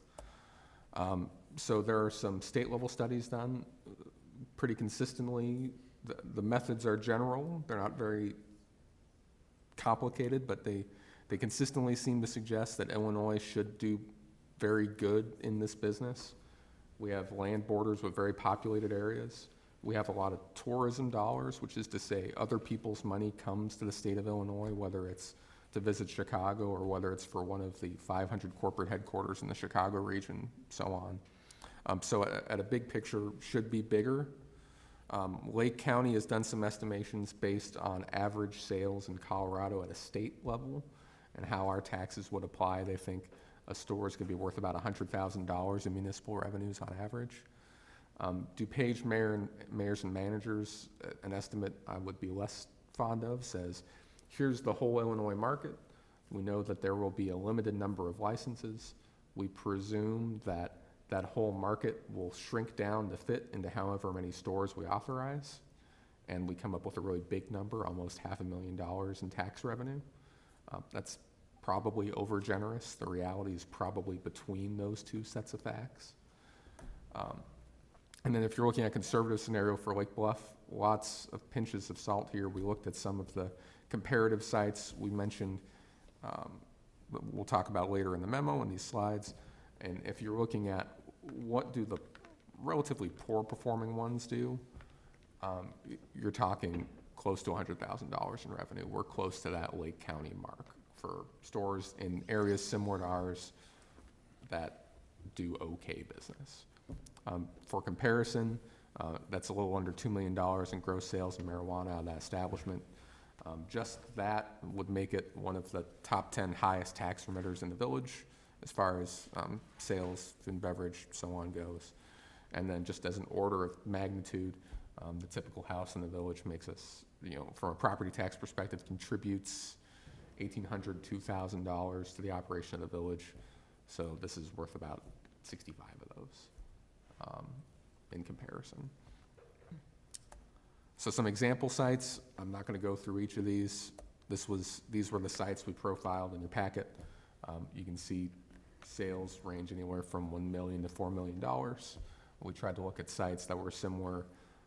Our initial identification based on population size and median income. We also looked at kind of urban context, so these all try to be, I think they're mostly Seattle suburbs, or I think one might be closer to Vancouver, but not anywhere terribly urban, not anywhere terribly rural either, although some of these sites look like that. Longmont is the odd duck. We were looking at a few different Colorado sites trying to find a good comparison with scale. It didn't work out. The Longmont information's in there because they got in the business recently, and they had a very, very public process for how these 4 sites, only 3 operational, were implemented. So if you wanted to ask any questions about those 3, we can probably get you answers. Their security plans, to the extent reasonable, were published. Their plans for public equity, their plans for all these different facets that the city of Longmont looked at, all in the public record, which is unique compared to some other Colorado municipalities we looked at. And there's still some, you could argue for some basis of comparison there. The only one I'll point out, this is in Issaquah, Washington. This is the Issaquah Cannabis Company. This is the highest producing establishment in that list. It turns $8 million in sales a year. It is just in the 2nd floor of this nondescript office building off an interstate. So they put out a sandwich board sign, just like Ms. Belmonte was talking about, that says go upstairs. You can't see it, but there's a neon green open sign here and then one up here in the window. I don't know that you'd ever know what it is going by, but that's $8 million. So interesting to know. I'd like to make a comment about your bottom words with that building on top. Like North Shore Life with Lake Bluff style with the marijuana dispensary picture. Point well taken. I just want to make note of that. The perils Is that of, telling us something? No, the perils of PowerPoint templates. So almost done. Neighboring communities, again, we're oversimplifying by a lot, I think. Lake County, we had some developments even today in speaking with the Director of Community Development of Lake County. Their position has changed from the state's attorney's office. They believe they can prohibit this entirely if they desire to. No indication if that's the desire of the county board to do so. They did point out that when the county adopted medical marijuana requirements, that they imposed a residential buffer in many areas of the county, such as Knollwood. Commercial strips are narrow and back up to residential neighborhoods, so virtually any residential buffer would be unlikely to make it feasible to have an establishment in Knollwood. But at the same time, the county board hasn't started to discuss this. There are a lot of unknowns on what they'll ultimately do. The picture certainly is brighter looking than it was when we had this discussion a couple of months ago. What's your read on Waukegan? It's not on the list. Yep. We didn't look as far north as Waukegan, so we looked at North Chicago. Unknown in North Chicago, discussion still left to be had. We can look into Waukegan, certainly. Okay. We understand they are studying a possible site north on 41, further away from the village's border. Next are more straightforward. Lake Forest will probably ban it. Highwood will probably allow one dispensary. Highland Park will probably ban it. Glencoe will probably allow dispensaries outside their central business district. Winnetka has enacted a temporary moratorium while they take more time to examine this issue. Northbrook likely to allow it. Deerfield had an existing medical dispensary likely to allow it. And in Lincolnshire, Libertyville, too early to say. So how do you know this? Sure, so some of this has been published. I understand that the excellent reporters at the Pioneer Press have written stories every time that this comes up. No offense to our friends at 22nd Century Media. Neil Milbert, I'm covering tonight for the Lake Forest Leader. I attended Winnetka Council meeting last night.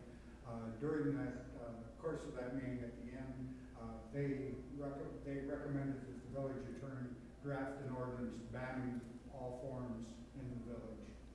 And Which village? Which village was this? that was Winnetka. Winnetka. Also, the village president was very miffed about the Glencoe one because there are two locations. One borders in the strip mall, Winnetka, the other borders Northfield. And he said they don't want it in their downtown, but they want it ours. He was very upset about that. And the other thing, the day of the public hearing, he received 60 emails, 58 were against, 2 in favor. The turnout of the public was about like tonight. 2, I think 4 spoke against, 2 in favor. But they are drafting the recommendation that, or not the recommendation, the ordinance. This is the council, not the planning commission, to prohibit it in the village. Because the thrust of it was, well, if we prohibit it, we don't have to go through all this, set up the provisions. One of the members said, well, let's wait.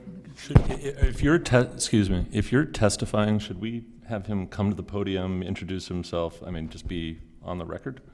Well, I did introduce myself.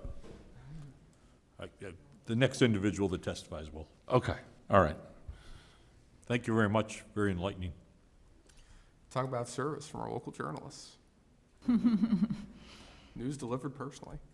But it illustrates very well that this is still a rapidly developing topic in our area with developments, and that's the third development that's happened in the last 24 hours on this. Of the 4 that you list as likely to allow, is there a general sense of whether these will be allowed as a matter of right, or that they would be subject to special use permits?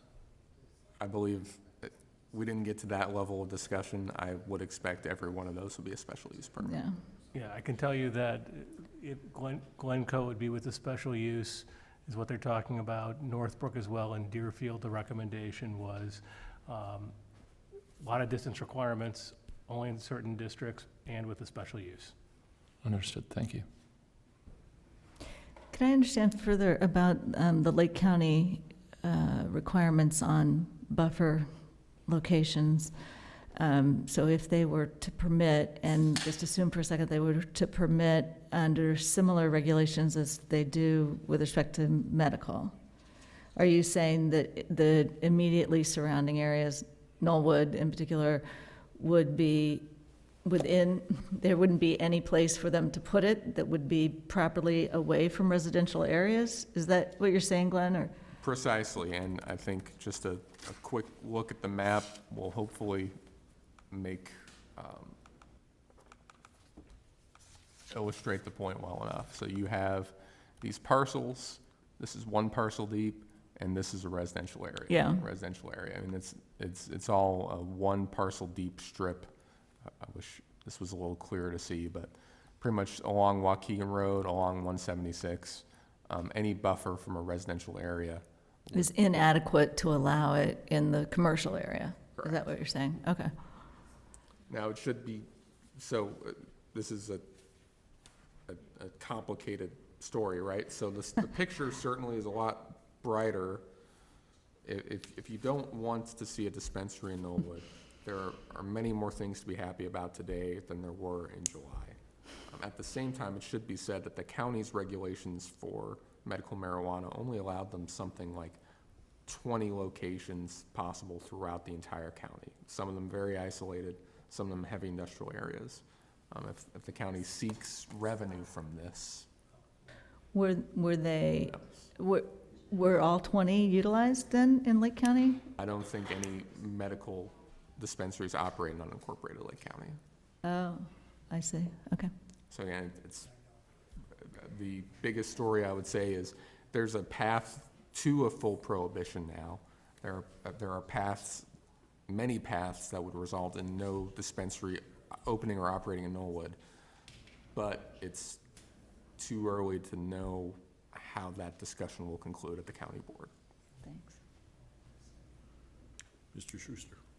One other thing to understand about when we talk about areas possibly that you could have one, whether it's Knollwood or, or even if you were to recommend allowing a dispensary in town, the other factor is it's not just a product, whether you have one is also a product of other factors besides just zoning. Some of it is a practical issue. So they would have to find, a dispensary would have to find a site and either purchase it or find a landlord to lease land to them, which may be difficult in many settings because some landlords won't want to. Some, their lenders will not allow it because it is prohibited by federal law.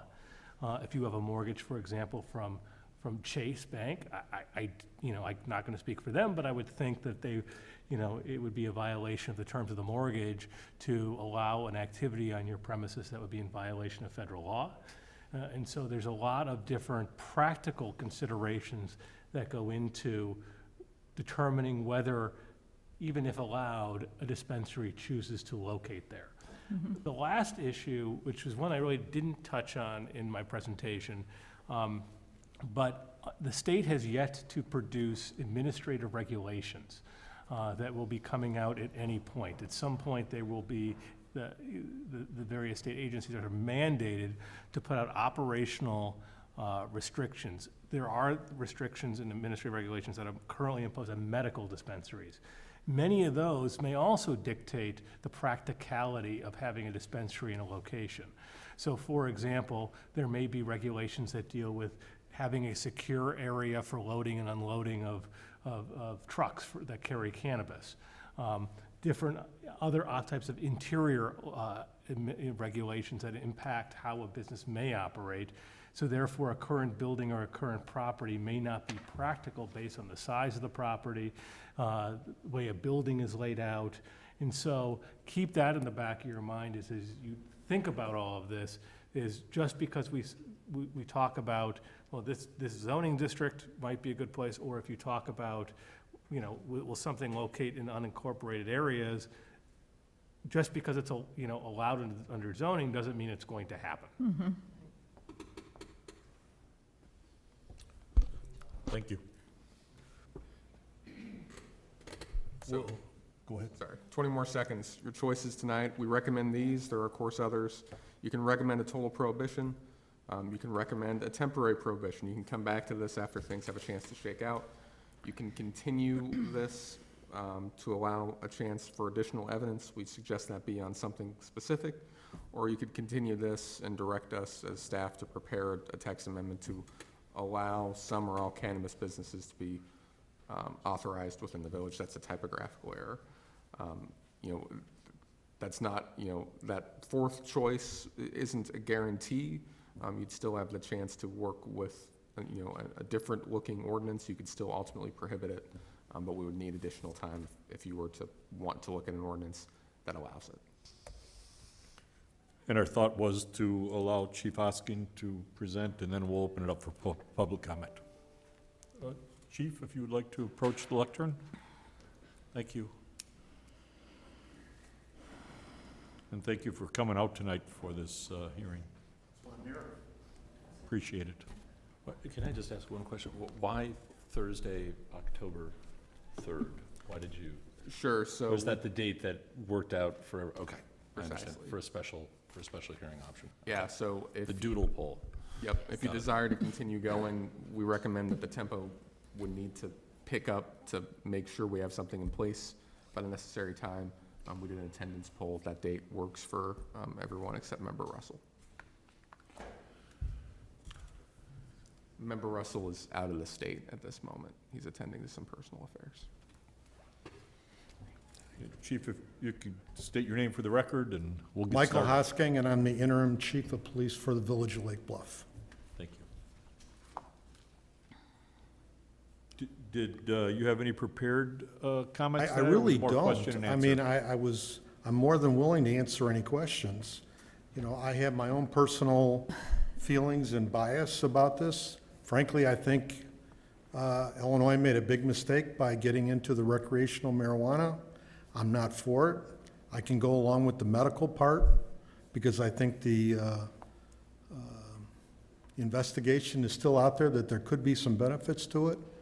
But I think from a standpoint and a selfish standpoint, it's not something that, quite frankly, I want to deal with in Lake Bluff from a public safety perspective. And I don't know if I could say that any clearer, but I'd be more than willing to answer any questions. And you've been an officer for how many years? A little over 40. Okay. And I take it you obviously keep up with the literature and very familiar with this particular issue based I upon your try training to. and experience. But this is constantly changing. And from a law enforcement perspective, what are the specific concerns that you have for a community like Lake Bluff? I think it's the unknown. I mean, and with respect to Glenn's chart that he had up about crime goes up, crime goes down, you know, it varies. However, the thing I have to think about is I have the same amount of police officers at 7 o'clock in the morning as I do at 11 o'clock at night. And any type of new influx or responsibility is going to take away from those resources. And to be quite honest, you know, I have 2-3 people on at a time, and that's it. It's not like a dispensary is going to open up that I can say we're going to have somebody outside there 6 hours a day, 1 hour a day.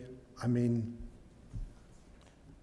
Chief, as a matter of law enforcement, do you believe that the presence of a dispensary would require a police presence? as a matter of law enforcement, no, but I think, to me, my definition of a dispensary is it's going to be an attractive nuisance that's going to bring the wrong elements to the dispensary. So I believe the call volume will start off consistent and just get higher as more and more people become aware of it. And it's not necessarily the element from the community itself, but it's the surrounding areas that you have to deal with. And having a community like Lake Bluff where you have 41, 43 Green Bay Road, Sheridan Road cutting through it, I mean, there's all sorts of people that are out there at all hours of the day and night. And I think the dispensary is just going to bring those people, it's going to bring in the unwanted element. Hearsay. Chief, and this may be a question more for your colleagues in EMS, but do we have any data as to the number of opioid-related overdoses in Lake Bluff in a 12-month period? I don't have it, but I'm sure I could get it. Do you have any information on the number of instances where people have been arrested for illegal possession of opioids in Lake Bluff? Not with me, no. I'd have to do research on that. I think it would also be interesting to know how many instances there have been in the past 12 months where your officers have arrested or confiscated marijuana in the city of Lake Bluff, or village of Lake Bluff. Over the last 2 years, it's been about 8 or 9 each year. 8 or 9 each year. I think it would be interesting if we do decide to continue the discussion to try to understand just some of the facts and figures around this. An additional question for the EMS folks would be how many reported instances were there of responding to calls for marijuana overdose in Lake Bluff in a 12-month period? Just trying to get our heads around what we're really looking at. I think your points about traffic from non-residents are important to be on the record, though. So thanks for making those. Chief, what impact, if you can testify to that, would the fact that these businesses are all cash-based businesses have from a law enforcement perspective? I think there's going to be a lot of people sitting around thinking how to get their hands on that cash, knowing that, and there again, I'm not an expert on banking laws, but I'm of the belief that because it's cash and it's marijuana, which is still prohibited federally, that they have difficulty depositing it in certain banks and institutions. But I could be wrong. I'm not an expert. And it's still a Schedule I under the DEA regulations. Yes. Any other questions from the commissioners? No. Thank you. The only other figure that jumped out at me today when I was briefly looking into this, you know, AAA says, and the Illinois Chiefs Association says, you're twice as likely to be involved in a car accident if you're under the influence of marijuana than you are if you weren't. So I would look for an immediate spike in car accidents, which could bring more people injured and that type of thing. I think the data on that is mixed, much as it was on some of these other studies. My understanding is that's been shown to be the case in some studies and shown not to be the case in other studies. And it's the confluence of drugs and alcohol, marijuana with alcohol, that actually really consistently shows an increase, which may be what would happen, but that's my understanding of the studies. So to your point, Member Ryder, I will say there is a study that has not been peer reviewed yet. It's a working paper that's at a couple conferences that talks a little bit about this. So it's county level. It's still kind of outside of the useful threshold. I think it says there's something in the neighborhood of a 16 or a 17% increase in marijuana-related DUIs for a county that has a dispensary versus a county Where it that has doesn't. dispensary. No peer review, kind of a higher level, higher macro level than we're looking at in our review, but one study. The statistics, and you provided some of those links, and I did a little bit of light Googling. It's really bewildering. I mean, they kind of point in all different directions. And the thing that I keep coming back to is there's many more studies about the impacts of just legalization, which is statewide and has already happened. It's kind of closing the barn door after the horse is gone on that point. It's tough to find stuff that's specific to dispensary presence in a village, just because N equals a very, very small number, and it's tough to draw the boundaries around that. I was surprised to have this made offer, to be honest. Yeah. Okay. Any other questions for Chief Hoskins? No? Well, thanks so much for coming out tonight, Chief. You bet. Appreciate it. Thank you.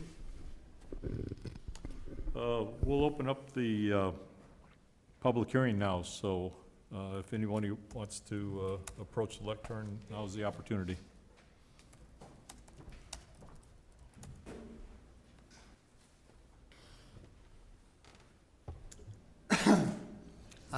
My name is Jim Arnold. I live here in Lake Bluff. For those of you who weren't here at the last meeting where we talked about cannabis, My son has been growing in Northern California in the Emerald Triangle for the last 5 years, and as a result of his participation, I have been submerged in the data and the whole thing. The biggest problem as far as cannabis is the black market.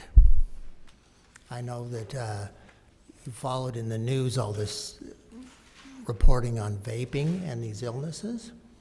That's not from this. I've been vaping for 5 years. I've had one cold. This is not marijuana. What's happened is the black market, because it's so lucrative, they buy, and they'll buy 5,000 of these little cartridges. And in fact, 3 days ago, they just arrested 2 brothers north of Milwaukee who had 10,000 cartridges, giant vats of stuff to go in them that they had mixed with vitamin E acetate, which is poisonous to humans. They use it as a thickener. So when you see on NBC or Fox or whatever that there are 400 vaping events, it's from that. Now, is an 18-year-old gonna want to admit necessarily that he'd been smoking a black market vaping device? Probably not. He's gonna blame it on wherever he can. That's where that's coming from. So suppressing the black market is almost job one here. It's already there. Legalization allows the state, the municipalities, excuse me, to make some money and control things and squash the black market. Now, there's a lot of conflicting information on the legalization of marijuana, as you guys have found out if you've done any research whatsoever. Law enforcement has mixed views on this. I think I said last time I was here, I had a gigantic indoor paintball place in North Chicago. A lot of cops came and played, and I'd say to them, what's the deal here? Would you rather see somebody drink or smoke cannabis? They all said, oh, cannabis. Nobody goes home, beats their kid, beats their wife. They basically go home, watch TV, and go to sleep. Now, the Chiefs men have been doing an excellent job on essentially 41 Green Bay Road, whatever, on stopping drivers that are intoxicated, whether it's from alcohol or from cannabis. You shouldn't be driving on either one of them. Personally, I don't believe it's appropriate to have a where you can buy it and use it on the premises. What are you going to do, walk home? No, you're going to drive home. Now, as far as personal usage here in Lake Bluff of the police force, the worst thing that's happened in the last 10 years is Target. That attracts people from all over. And that's probably not 2 days go by where there isn't a shoplifting incident there. That uses up police. He doesn't have enough men to do that effectively. And let me comment also on North Chicago, which is where my paintball place was. I know the municipality and the people who run it very well. They're going to want to have a dispensary. I've already talked to the mayor of Waukegan. He's very interested for a number of reasons. So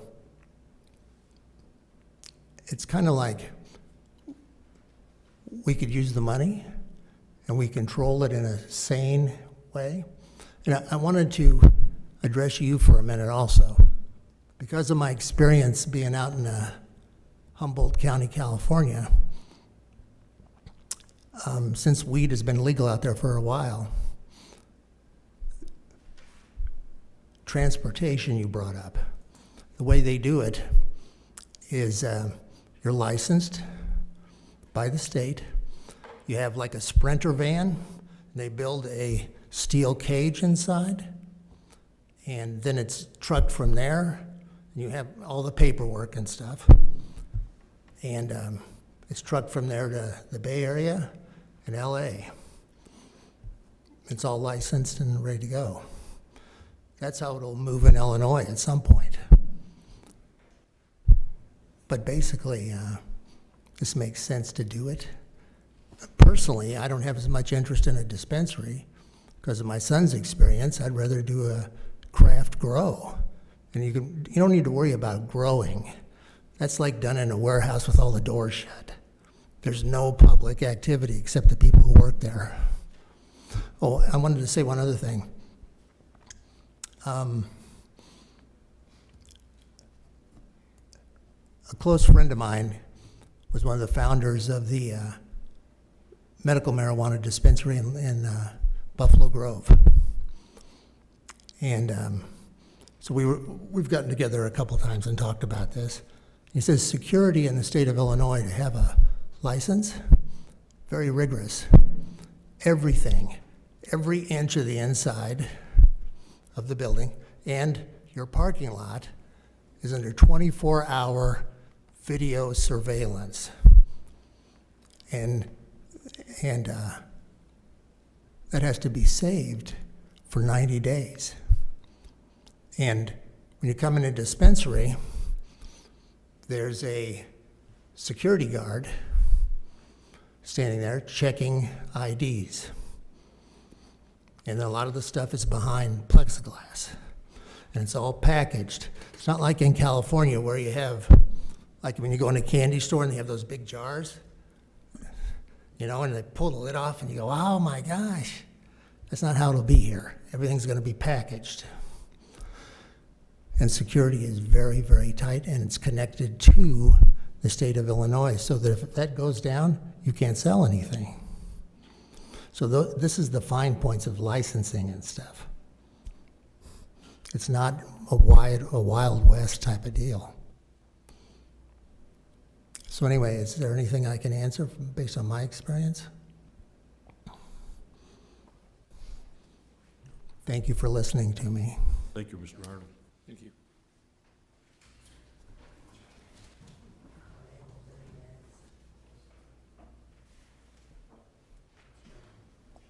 Good evening, everybody. Kate Briand, Jim's neighbor.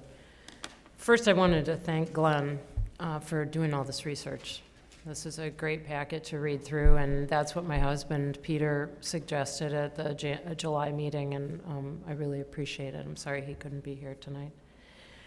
So one of the things that I wanted, since Jim brought up the black market, that I just wanted to start off with is based on a lot of the reading that I've done since July. Colorado is usually the example that people use more than California, because a lot of the communities in Lake Bluff that are considering this have comparables in Colorado. Over 80% of the marijuana sold in Colorado is sold through dispensaries legally. It has really taken a huge toll on the black market there. So I know in your packet there's a memo from Andy Duran, who clearly, as the executive director of LEAD, is concerned about this from the standpoint of its impact on kids. But if we are concerned about that, eradicating the black market and doing whatever we can to do that is part and parcel of our jobs. It isn't just leading by example. As Mr. Murray said, the horse is sort of out of the barn here, that this is going to be legal at home. There's nothing you can do about that. So whether it's right or wrong, well, it's not right. Kids may be exposed to it at home. So that part we can't control, but we can control the impact on the black market, and I am sure that our police chief would like to see that reduced. I do have to respectfully disagree with the idea that people from elsewhere who are undesirable are going to come and spend a lot of money on high-quality marijuana, these people being undesirable. Given the tax structure, this product becomes very expensive, so it ends up being people with dispensable income that can do that. But one of the other things that I thought was interesting is there was a recent editorial in the Sun-Times with regard to the decision-making process from one municipality to another. And this woman that wrote it, Marlene Garcia, lives in Des Plaines, and one of the aldermen there said banning it won't reduce the use, but it will take the control away from the municipality. But if you allow it, you have it. And so it seems counterintuitive, but it really isn't. So tonight we learned, as Glenn pointed out, that it seems like Knollwood is not going to be able to move forward with a dispensary because of the buffer. And I'm pretty sure that they would if they could. But it does, Highwood and other places, North Chicago, Waukegan, Deerfield, Northbrook. So we're going to become an island, essentially. And the question is, do you want to have ultimate control over this or not? Because if you say no, then you have none. And the use is still going to continue. And it's going to be right in North Chicago, which is within our township. And we share a border with North Chicago.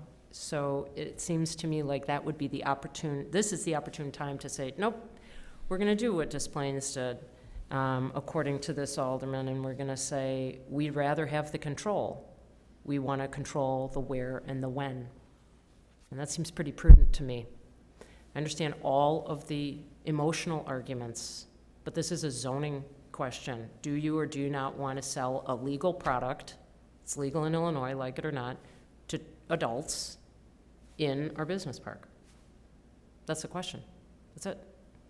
And to me, it seems obvious. This is an opportunity to control it, similar to the control of alcohol, which we don't seem to have any problem taking tax revenue from. I don't either, but I'm just saying it's a little odd to say yes to one and not the other since they're both legal. And as far as guidance goes on the future of legality federally, look to the 2018 Farm Bill. They just decriminalized hemp. So we're well on our way to decriminalizing this on a federal level. And so are we going to be standing over on the sidelines watching $95,000 walk by that we all know we desperately need? And Jim is under the impression that that's an extremely conservative number. So if it can't happen in Knollwood and it can happen in Lake Bluff, I foresee that number being much higher. And while I realize that that's not your purview, I understand this is zoning and planning, but as my husband pointed out at the last meeting, these bodies, you and the village board, control 100% of the revenue that comes into this town. I don't. I just stand here and say my piece. 100%. And no one can look me in the eye and sincerely say, 95 grand, no biggie. Do we have another source for that somewhere that I'm unaware of? Is there a tree somewhere in town that I didn't know about? We are not in a position to seriously turn away from that. That's what all of these municipalities are saying. We didn't do it with alcohol. We were dry for 100 years. And when the push came to shove and the central business district needed to be revived, I've lived here since 1971, so I remember what it used to look like, we chose that path. Now, granted, there's one distinct difference, but my point is that I think we can see our way clear to doing this, controlling it, and doing it in a way that's responsible without it coming off as being flippant or where we don't care about our kids. That's not what's being said here. That's just not. I think we can have it both ways. Lots of communities that have said yes to dispensaries care about their kids and are family friendly, and I think we can have it both ways. I would encourage you to continue this discussion. I agree with Member Murray that there needs to be some more exploration of some of these issues, and I hope that you will consider that perspective, and I thank you very much for your time. Thank you.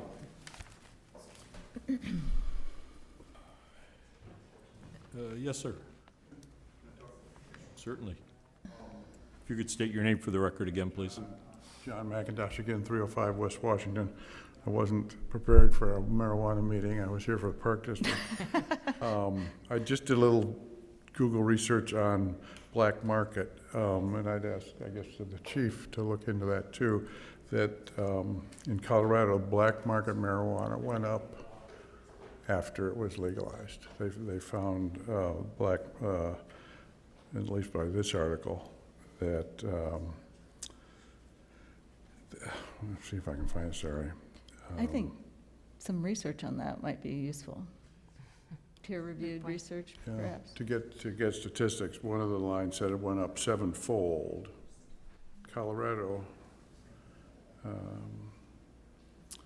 yes. What source are you citing here? This is, I'm gonna not lose it, from the Coloradan, so Colorado newspaper. It says the black market went up 7 Cultivating times. crime, how Colorado became a major exporter of black market marijuana. I'm looking for a date, December 20th, 2018, so they were a couple of years into it. So I don't know whether it's gone down or not, but the line, We'd be more concerned if it was more imported to Colorado than exported from Colorado. well, yeah, charges of these kind of crimes, illicit drugs, which indicate a large-scale black market marijuana activity, were up nearly 7-fold, 2014 to 2017. So the idea of getting marijuana, black market marijuana out, Colorado doesn't seem to think that, if that's current, I don't know. That, Cherry picking your thing.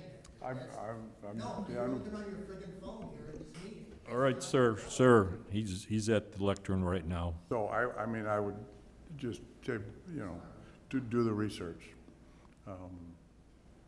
And I think if we're smart, we just won't go for $95,000 because it's out there.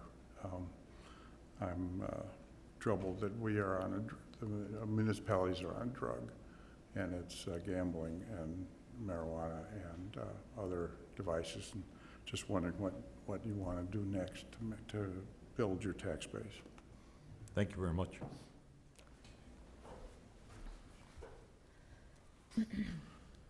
All right. Well, it's time to start having a discussion among the commissioners. Obviously, we're missing Commissioner Russell tonight, but where do you want to start? Who would like to take the initiative? Just picking up on what was just talking about, we had a lot of research provided, and I appreciate that. But something that the speakers have just talked about made me curious to know more about the impact to the black market. I don't know if there's any way to measure what's coming in or what's going out, but if we accept that some amount of use is going to continue, and we also accept that vaping devices as cut by other things and made improperly made in the black market are also very, very dangerous. This notion that we can improve public health by reducing the availability on the black market, because the market drives the black market out. The legal market drives the black market out is interesting to me. Maybe not interesting enough to continue another hearing, but I thought that the folks made an interesting point there. I've got a question that follows to that, kind of question for all of us. When we talk about market, do we really think our geographical market is that big that we need to consider our market versus the entire Lake County area market? I just don't think we can look at a microeconomic area to say we're gonna drive out the black market in Lake Bluff or increase it. Things are so close to North Chicago, we're 4 miles away, that whatever market exists, it's gonna exist for us in the same way that it exists for North Chicago, in my opinion. I don't think that the market is gonna be just confined to whatever Lake Bluff is. And so, if people want to get marijuana, they'll have it accessible. To me, it's a question of, do we want to make it accessible in Lake Bluff, or are we gonna send people up to North Chicago or Waukegan? And then we have to determine, well, what happens to those local areas? Is it going to cause more crime? And there's a lot of questions around that. But I don't think the black market, to me, is super relevant, because whatever our kids want to do, I don't think what's happening in Lake Bluff is going to impact what's available to them or the size of the black market in our little area, because things are going to be so closely available anyway. Just my opinion. Thank you, Member Burns. I also think that, I don't know if anyone's been to a dispensary. I've been to several, and I've just looked at how strictly they regulate. They check your ID. They make sure that no child is walking through that door. They're clean, they're efficient, they're knowledgeable, and they're out, I think, to do I was incredibly impressed at the rigor and the discipline that a dispensary is brought forth and together. And I think if you haven't been, I would encourage somebody to do that, because I don't think we should base this on fear that a child is going to have access into any dispensary. It's just not, it's highly unlikely. And I think there's far more concerns in our community right now with the opioids and the vaping, and if we want to have fear, and to think that something that's literally going to be legal in our state, whether we like it or not. But there was so many great articles and information that, I would like to continue on and open further discussions, maybe in the group, or, but I would definitely be in favor of drafting an amendment in favor, but that's just I think from my research. the critical issue that we're facing is whether or not this sort of activity is consistent with the values of Lake Bluff. And so the preliminary question is, where do we stand, generally speaking, with respect to total prohibition or some other intermediate phase? And I think we've got to kind of focus on that philosophy. The village council has expressed during their meeting their viewpoint. They represent the city. They were elected by the citizenry. But our charge is, should it be allowed? Should it be prohibited? If it's allowed, what are the restrictions? What are the locations? Things like that. I had one thing on the black market, just to clear this up. Yes, one thing. One thing, okay. The black market is never going away, because once we're completely legal, because of the taxing situation, it'll be what you buy in a dispensary will be more expensive than what John's cousin brings in his trunk from Colorado or California. Now, to me, it's not, here's the issue with the black market from my experience with this. In Humboldt County, which is like it's like this, trees everywhere, you don't only have Californians growing it, and some of them have been there for, my son works with second and third generation growers. You have had an influx of Russians, Bulgarians, Mexican cartels, etc. They're only about profit. So they use pesticides, herbicides, they allow their plants to get mold and fungus. All that's detrimental to the health. That all goes into the black market. When it's regulated, like it will be here, like it is in California, Colorado, if you're going to sell it legally, all that's been tested. You have a seed to sale province on each thing that is sold there. That's what I meant by that. Thank you. Purity is everything.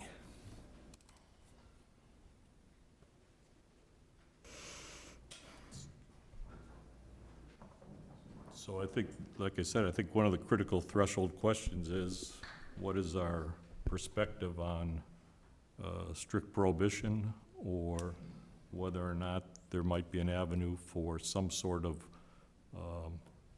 opportunity in some part of the village.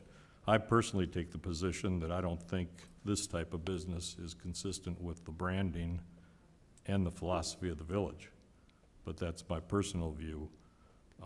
From the community's perspective, we've heard from 2 or 3 individuals who may or may not be proponents. And we've heard from LEAD, which is obviously adamantly opposed to this sort of endeavor. But the community has not come out in, at least publicly, to address the issue. I'm frankly a little bit surprised, but we did have Ms. Boyle testify today that from her perspective, there was strong opposition to any sort of allowance of this sort of activity. So I think we have to move the ball forward.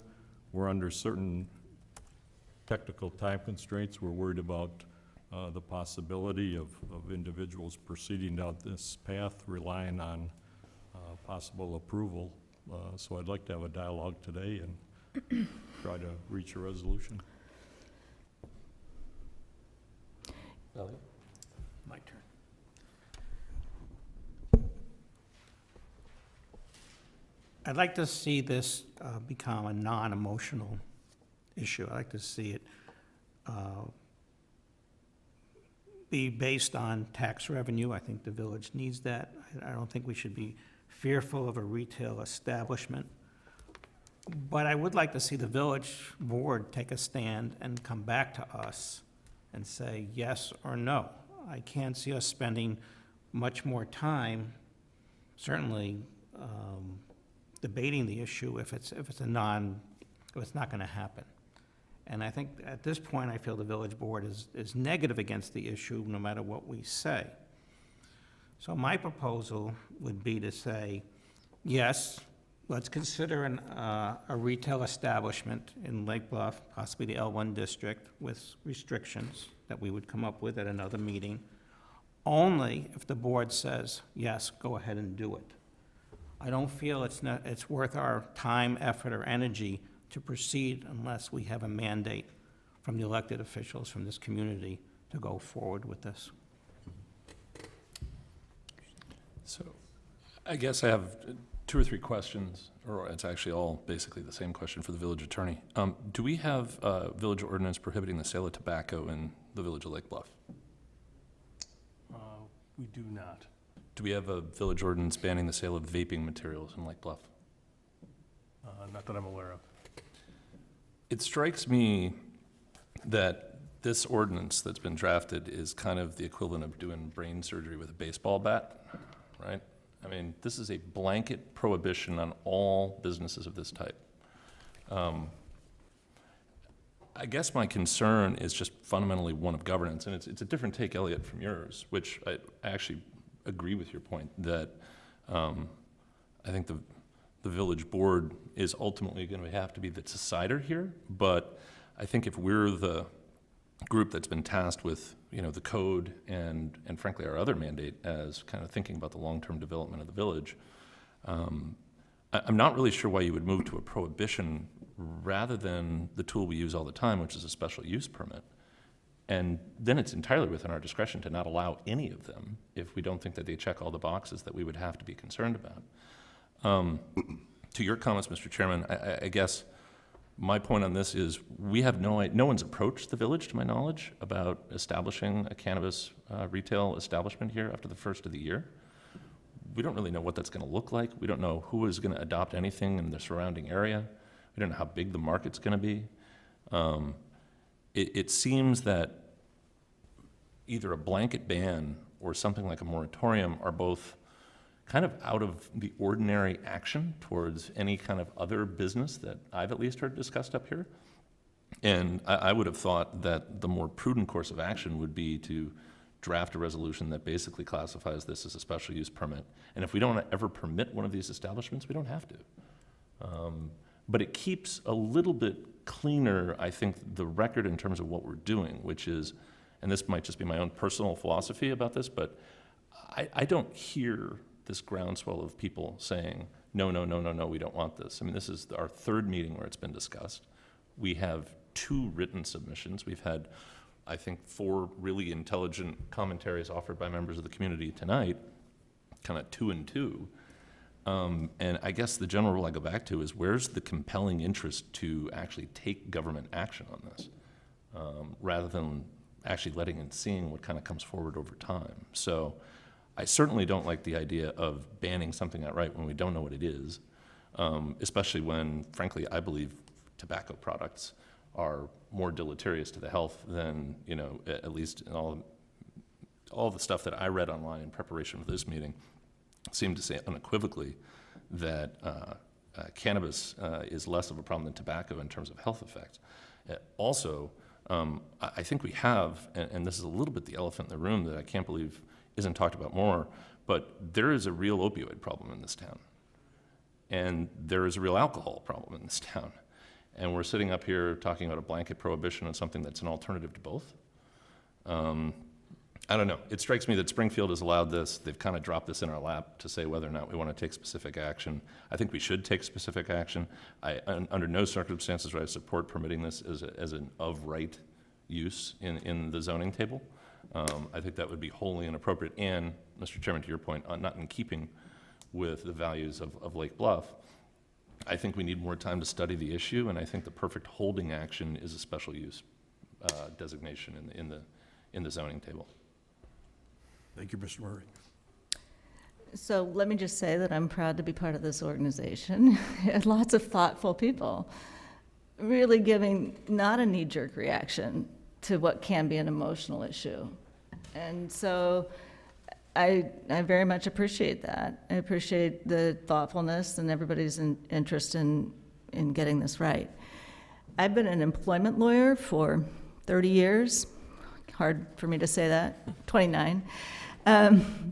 And the speed with which this has changed is just mind-blowing. It just feels like every week you're reading a new state is doing something new. And the opioid crisis is a real driver. I know that this isn't medical, this is recreational that we're talking about. But I think we're going to look, if we ban this, we're going to look back 5 years from now and say, what? I do.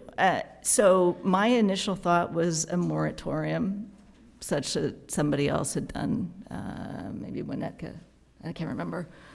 But a holding period, which is maybe along the lines of what Jim is saying. But the thing that worries me is this perception, though, that it's not family friendly. I think that we are about 5 years, we're about 5 years in advance of that being an acceptable notion, that you can be both welcoming to cannabis and family friendly. I think maybe we haven't quite gotten there yet. So my perception is I'd like to be in a holding pattern of some kind, whether it's special use, as Jim suggests, or it's a moratorium for a period of a year or two. That's sort of where my thinking is. What is the legal means of implementing a moratorium, if we wanted to do that? It would be an amendment to your code. I mean, and you can do it in multiple ways. It depends what you want the moratorium to look like. So, for example, you could say, just a time period, that it is prohibited until a certain time, after which point it would be a special use, and you know, it can be revisited at any point and extended. It can be outright prohibited. I mean, it could take. It depends what you want, I guess, what it to look like. I mean, and that's it. I mean, a prohibition can be changed by going back through the process at any time as well. It's kind of, I guess I leave it up to you. When you say moratorium, is kind of what exactly. I'm just picking up on that word, a sunset provision, a ban with a sunset provision. You can do that, and you know, there's really, I don't say there's no rules, but it basically can take the framework that you would want. But, you know, I guess where I'm going with the question is, I think laws that go on the books stay on the books. Regulations that go on the books stay on the books. Right. And, just going through the Rio process. I mean, think about how many hours we spent as a group discussing that, how many times we had to go to community constituency groups to get their point of view, and over again, before it was finally approved. I think the reality is that one of the values that I'd like to see Lake Bluff stand for is less government and less red tape. We didn't discuss it, this idea of people going into private homes to inspect whether or not they're complying with the grow requirements strikes me as unbelievably intrusive to our privacy rights. And, I don't think that's part of Lake Bluff values either. So with absolute respect, and as a parent of 2 high schoolers, very focused on this issue of making sure that we don't move hastily and that we make sure that we take steps to protect the youth of the community. It just feels like putting regulations in the book that we don't have to do when we have something like a special use permit it's almost like a cut and dry use of that particular legal technology. So I have a question, and I don't know if we were going to circle around because I made that first Go ahead. question. I thought maybe I lost No, my go. chance to speak, but before we kind of came to a summary. So is there any, and this is probably for Ben, but Glenn, please feel free to chip in on this. Is there any estimate from the state as to when the licenses, the 500 estimated licenses, will be granted? Is this like over a year, over 2 years, or you mentioned kind of a rapid expansion of this? Is it the kind of thing where there's a first mover advantage, and if you don't get in on this, the licenses are going to be gone in the first year, and you'll never be able to get a license? No, so the first year is going to be licenses issued to existing dispensaries. And then they will, and I'm pulling up the provision right now, if you give me a second, but they're going to be rolled out, a certain number released every so many months after that first year. Okay. And so the idea is that they will have up to 500. But it's maybe over a few years. It's over a couple years, yes. Okay, so if you wanted to wait, you could without potentially losing a chance. I just wanted to kind of bring that up as an option. So going back to kind of how do we feel philosophically about this,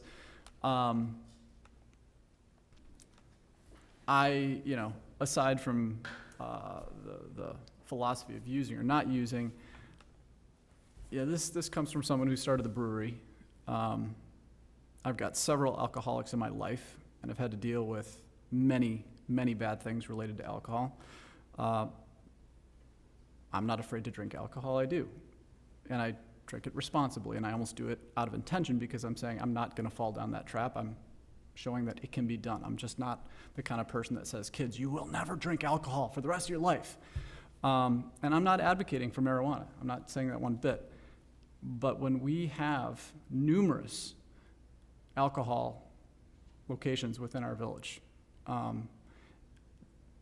I don't know how philosophically you can say that having a marijuana dispensary is any worse than having 3 or 4 or 5, whatever we have, alcohol in our central business district, and all of the potential issues that could come from that. And I was tempted to ask the chief, and I should have, just what that has caused in terms of crime and nuisance and what have you. I can't imagine it's not insignificant. So I think philosophically I'm not opposed to this. Everything has to be done responsibly. I don't see this any more harmful than alcohol, given my personal history. And I think when I look back at our comprehensive planning session, economic development was like the #1 priority, or one of the first couple. This is a nice way to do it. The data showed that this could be a big impact. I also think proximity, there's going to be enough of these around that if we were the only one in a 30-mile radius, then yeah, I think we would probably attract a lot of people. Yeah. But there's going to be enough locations throughout the area. This is probably going to service our immediate area, plus a little bit more, but if there's one in Waukegan, the folks from Waukegan are going to go there, right. And other areas. So I think it's a good opportunity for economic development, and I think it's no more irresponsible or not in line with our philosophy than having alcohol in our village. So, I guess to summarize, I would be in favor of a controlled special use permit permitting these kind of things. I also agree with Elliot in that we could spend hours and hours and hours deliberating on the specifics of that, because it seems like there are at least a few of us that are interested in permitting, and if that's just going to get squashed by the board, why are we wasting hours and hours and hours trying to come up with some framework for that? So I don't know how that works in terms of the process of recommending a more ambiguous, here's our sentiment for them to take without an actual ordinance. I don't know if we can do that or how that would work, just to see how that flies.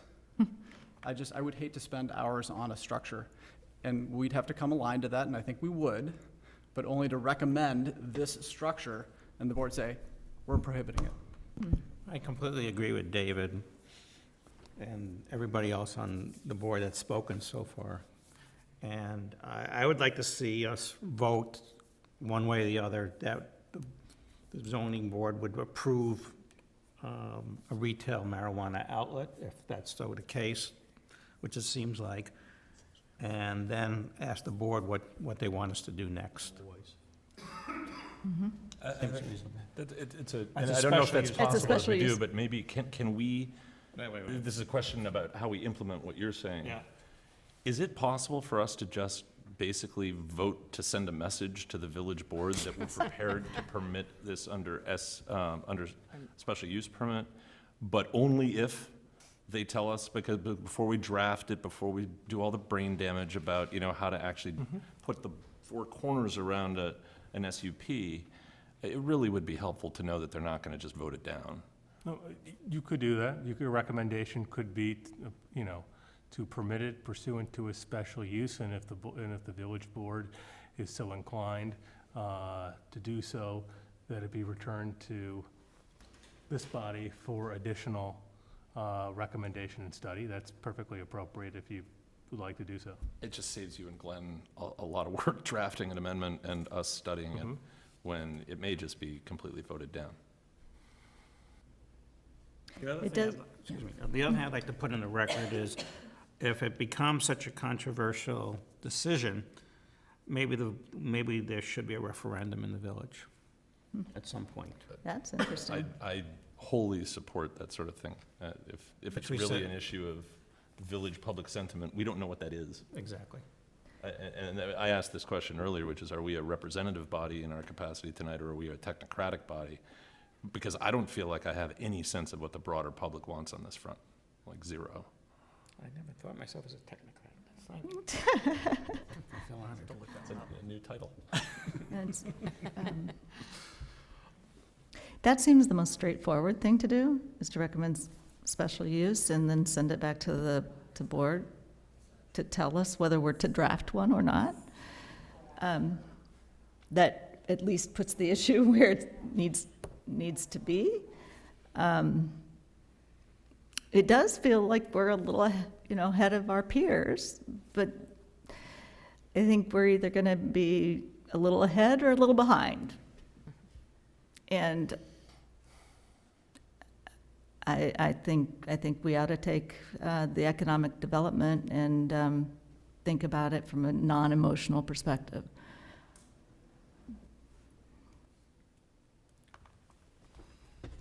Jill, any further discussion from your? Sentiments, exactly. I really liked what Jim said about allowing a situation occur that we can regulate and control in an environment that works within how we perceive it to be, and controlling a substance that that can be used for the good of the community if we allow it to be used in that sense of a community stewardship. And I think it's really about the approach that we take and keeping open in that regard. But I definitely think that I'm not in for any mandate of closing a door before we even know, and we don't even have anyone even coming forward. So allowing that opportunity, I think, is something we should consider. So Mr. Schuster. let me just ask this question in terms of your recommendation, and it's certainly your prerogative to just make it a special use. The one question that you may want to consider, and it may be the easiest of all the regulations, if you were to permit a special use, is in what zoning districts? L1. L1 only. L1. L1 only. We all agree. There you go. See how easy that was? Too much more, yeah. I don't think, I personally have absolutely no interest in even discussing anything outside of L1. No, L1's fine. That was a very enlightening question and series of responses, Yeah. because I think it did crystallize the issue to some extent. I keep realizing that I'm supposed to talk in turn. I'm sorry. No, I'm sorry. No, you don't. Oh, we don't? Okay. We used to. All right. Oh, I get it. Okay. It'll be hard for me to get used to. So, one question I had was about, I've been thinking about this in terms of a dispensary solely. I don't understand craft growers, but what is the upside for us to allow something like that? It's not, there's no retail sales tax, obviously. We don't have a lot of empty There space. is on the sale of it. There's a sale on the wholesale, or there's a tax On the wholesale? When you sell it, they But grow it, but sell that it. goes to the state and then someday makes its way back to us? Wouldn't we get a piece of a grower's wholesale sales just under, no, I thought nothing? you said it went to the In a state. very trivial sense, so perhaps best if we let the village attorney explain.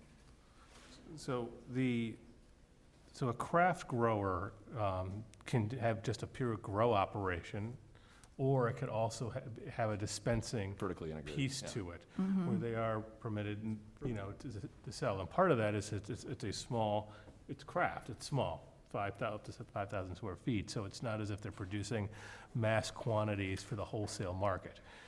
Anything sold in the wholesale market to a dispensary is taxed at the 7% rate that goes to the state.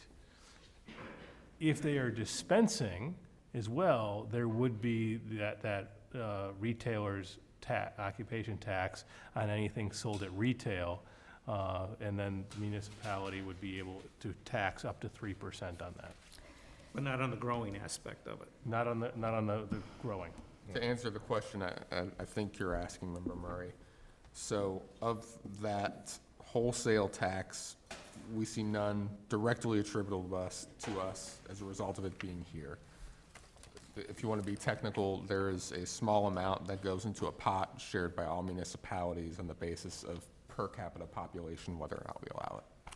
If you want to be technical. If I understand it, it's just like having a plastics manufacturer. Bingo.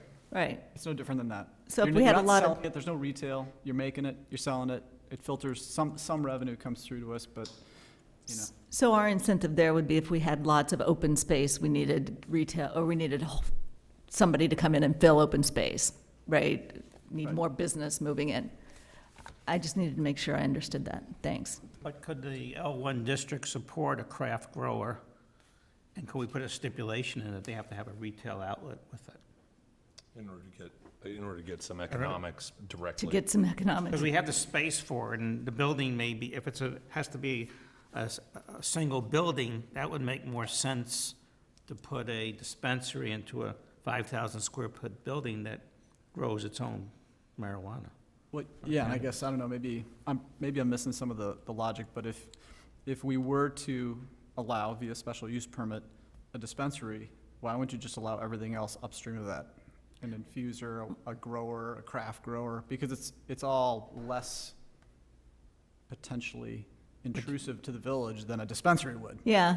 So I mean, to me, I'm kind of looking at the dispensaries like, Well, certainly the entry point and everything else is just, or honestly, not the entry point. Do we but still have the worst. cookie manufacturer in town, or did they leave? So, There used to be a bakery in think- L1. yeah, that was Katerina Foods. There were a gluten-free pasta place. I'm not sure if there's another bakery or something like that. There used to be They closed up, actually. They were bought out by Archer Daniels Midland, and they were centralized somewhere else. I was gonna say, that would be a good place for an infusion site. I raised that before we conclude, just to make sure that we've considered those options. That's a great point. Well, apparently, the grower, you need a very large space, is that correct? Is that Yeah. your assumption? Yeah, so to give you, I guess put a little more fine point on craft growers, I'll give you the definition from the act. So it means a facility operated by an organization or business that is licensed by the Department of Agriculture to cultivate, dry, cure, and package cannabis and perform other necessary activities to make cannabis available for sale at a dispensing organization or use at a processing organization. A craft grower may contain up to 5,000 square feet of canopy space on its premises for plants in the flowering state.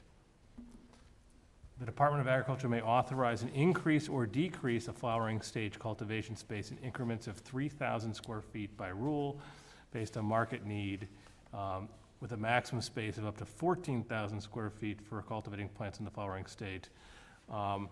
They can also share space with dispensing organizations, and they can also dispense themselves. I just like the name craft. I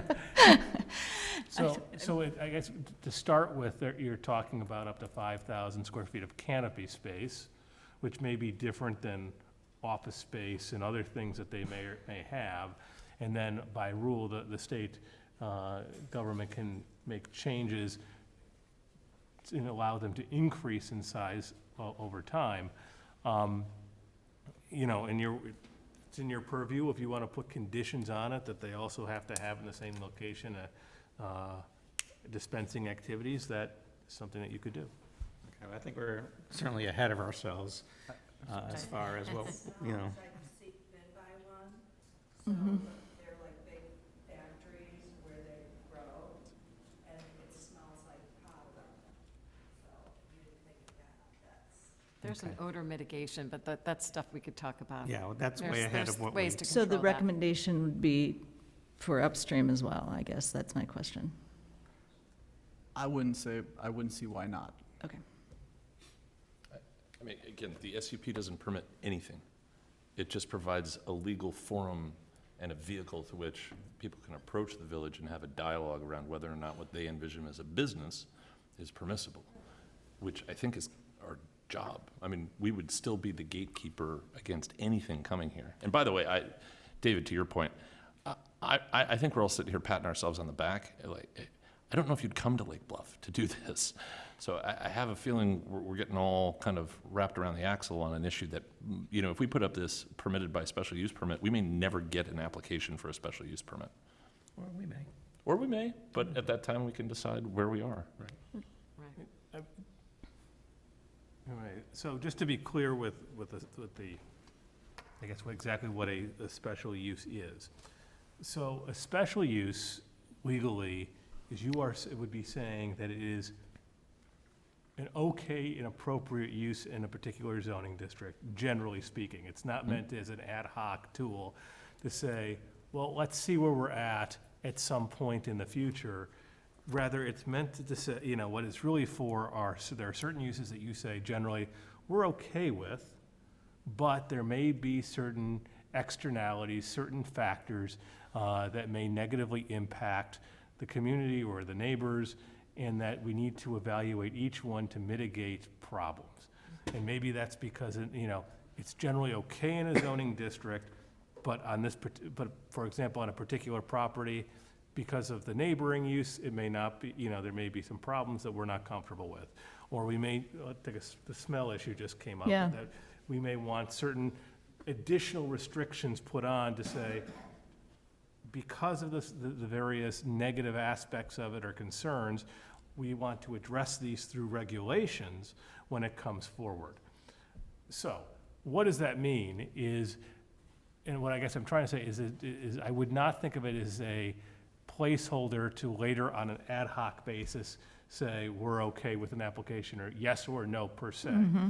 Now, again, you might be generally, if the attitude in the thinking is we're generally okay with the idea, but we're going to need to evaluate each property and its operation as proposed to determine if that is fine. I just want to make sure that we're clear on the language that we're using, that it's not an ad hoc determination. Yeah, clear. Understood.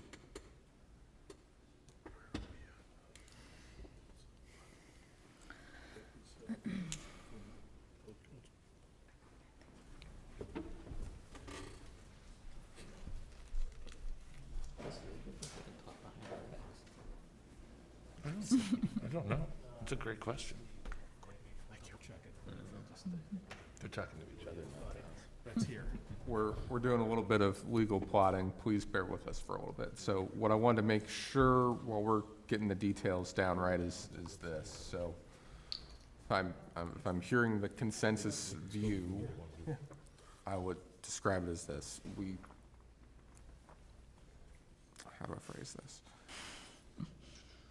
There is a desire by this group to review appropriate regulations to establish all of these businesses potentially as a special use. This group does not want to proceed in researching those without. In L1. In L1. Yeah. Does not want to proceed with researching those without some indication from the village board that these will be entertained, let's say. Yeah, I'd say researching them and drafting appropriate language, Okay. importantly. And the reasons for that would include the revenue benefits, or perhaps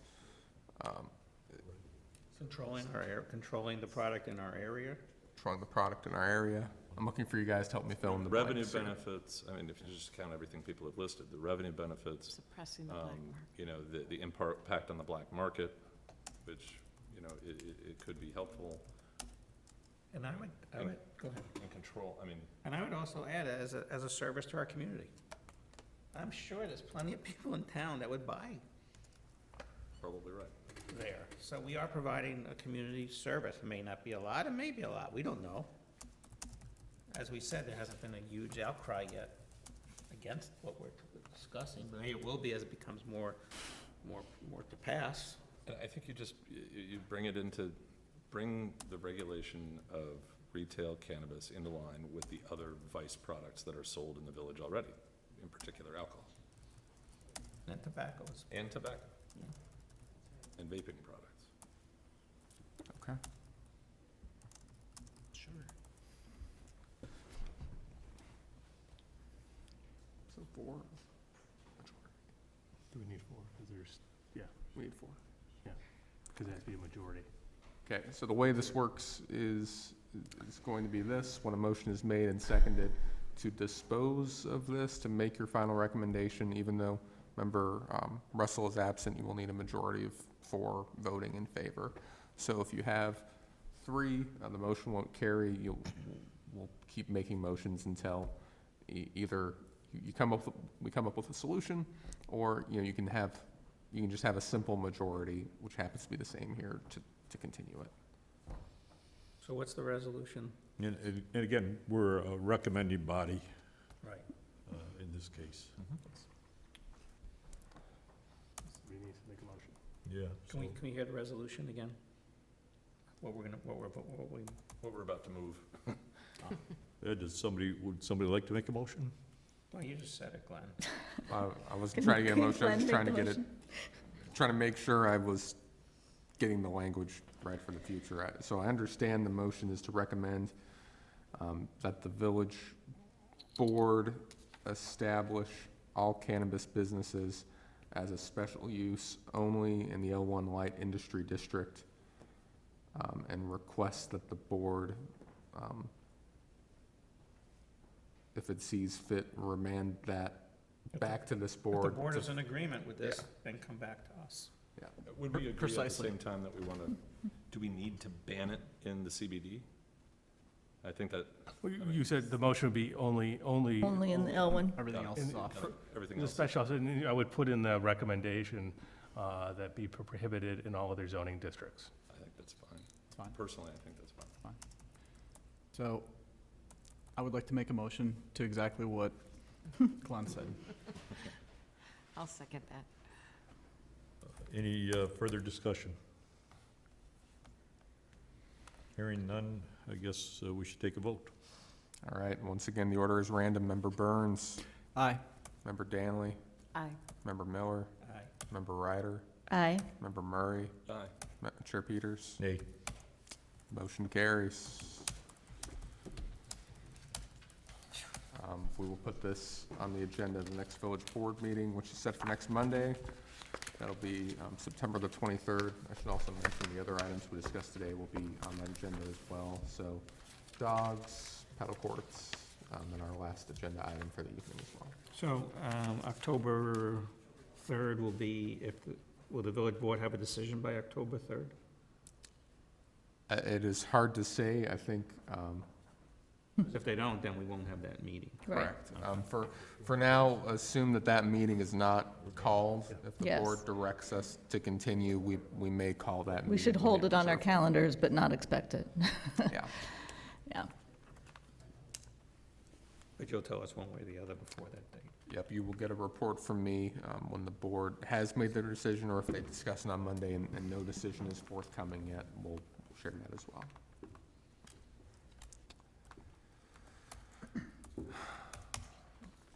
Let's go to something easy now. Yeah, so, almost done. Easy one to finish up, hopefully not that easy of a one, a complicated one of its own right, but I think one we've discussed enough to have a good handle on. So as, and I'll put this up on the screen as well. So as we know here, over the past few months, we've discussed uses in the L1 district. We've reviewed prior text amendments. We've reviewed prior special uses authorized in the district. And we've elucidated, I think, a few general principles. I'm using my AP vocabulary today, Member Burns, that we've tried to apply in making revisions to the use table. So I should mention at the start, there's two parts to this, right? One is the actual revisions to permitted uses and special uses in the district. The other, we talked about a legislative tool, use interpretations, that's meant to solve the other part of this. Uses that are close to the ones we've authorized, but aren't specifically listed in the table. That part is not in front of you tonight, as you've probably noticed. So we have a few substantial changes to the zoning code coming together. We have that use interpretation change.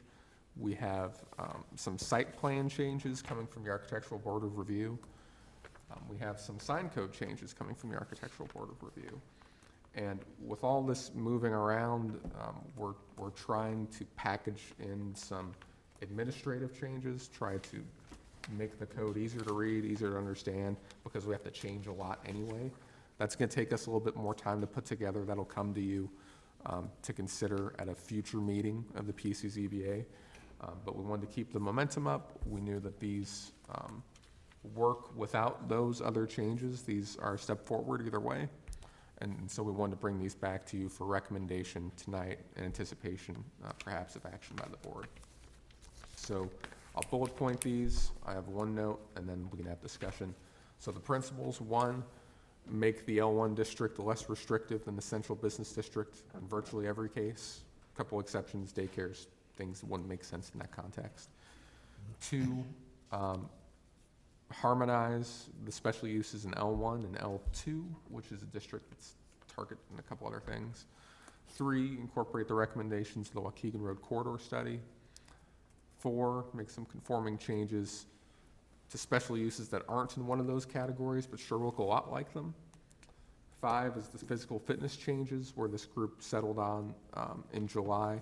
10,000 square feet or less as of right in L1, 2,000 square feet or less as of right in the central business district.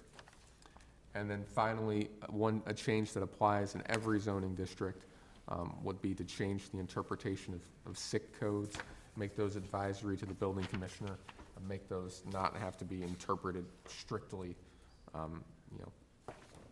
so that, for example, even though a carpentry business is listed and a carpentry SIC is provided, perhaps that applies to wholesalers as well as retailers of carpentry, things like that. Still bearing in mind that that SIC code will weigh into that decision-making. The only change we recommend from our discussion in July is this. In July, we talked about the idea of making restaurants without drive-throughs or drinking places permitted use, so you'd be able to receive that without seeking a special use permit. On further review, we don't think other parts of our code are really there to be comfortable allowing that as of right. So parking standards in particular, we think those would merit a deeper look before you made such a recommendation. There are other parts that you may want to review, and certainly in other communities, it's very normal for restaurants of any size to be a special use because of their traffic demands and waste demands and so forth. So you can revisit this decision, at least in the interim, we'd recommend your recommendation, keep those as a special use. I'm happy to answer any questions. Would be the last bullet point. Yeah, that's what I talked about at the start, as far as use interpretations coming at a later time. I don't have any objections or alterations to what's been stated so far. No questions here either. No questions. No, I appreciate the work. Status quo is easier, so thank you. Easier to leave things as they've always been, so I appreciate the work that goes into trying to reorganize things. So should we can I make, No, certainly can. I'd like to make a motion to accept the ordinance as written. Before you do, I would recommend that you entertain anybody wanting to provide testimony from the public on this. Yeah, is there anyone from the public that wants to address this potential modification in the zoning classification, primarily in L1, I guess, huh? Hearing none? Now I can make my motion to Make your accept motion. the amendment as stated for approvals to go to the board to be written into law. Second. Any further discussion? Could we have a vote, please? Certainly. For the last time, the order is random. Member Miller? Aye. Member Burns? Aye. Member Ryder? Aye. Member Danley? Aye. Member Murray? Aye. Chair Peters? Aye. Motion carries. Thank you. I'd observe your random number generator needs work, by the way. There's definite patterns in your randomness. There's only 5 names to scatter around. Just saying. It is not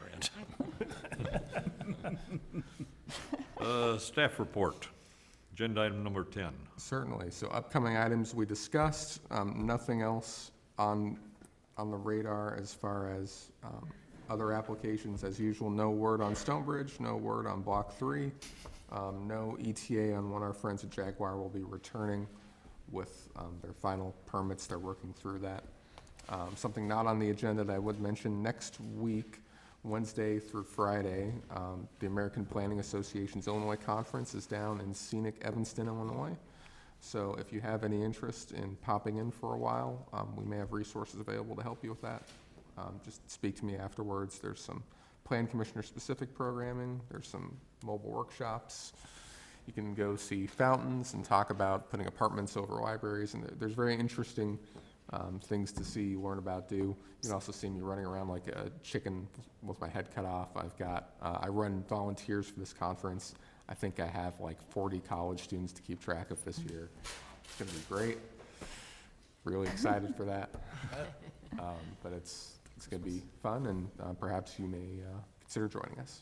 Can you Thank you. comment, we discussed briefly about that new fitness facility going in the Carriageway Shopping Center? Looks like it's rather large.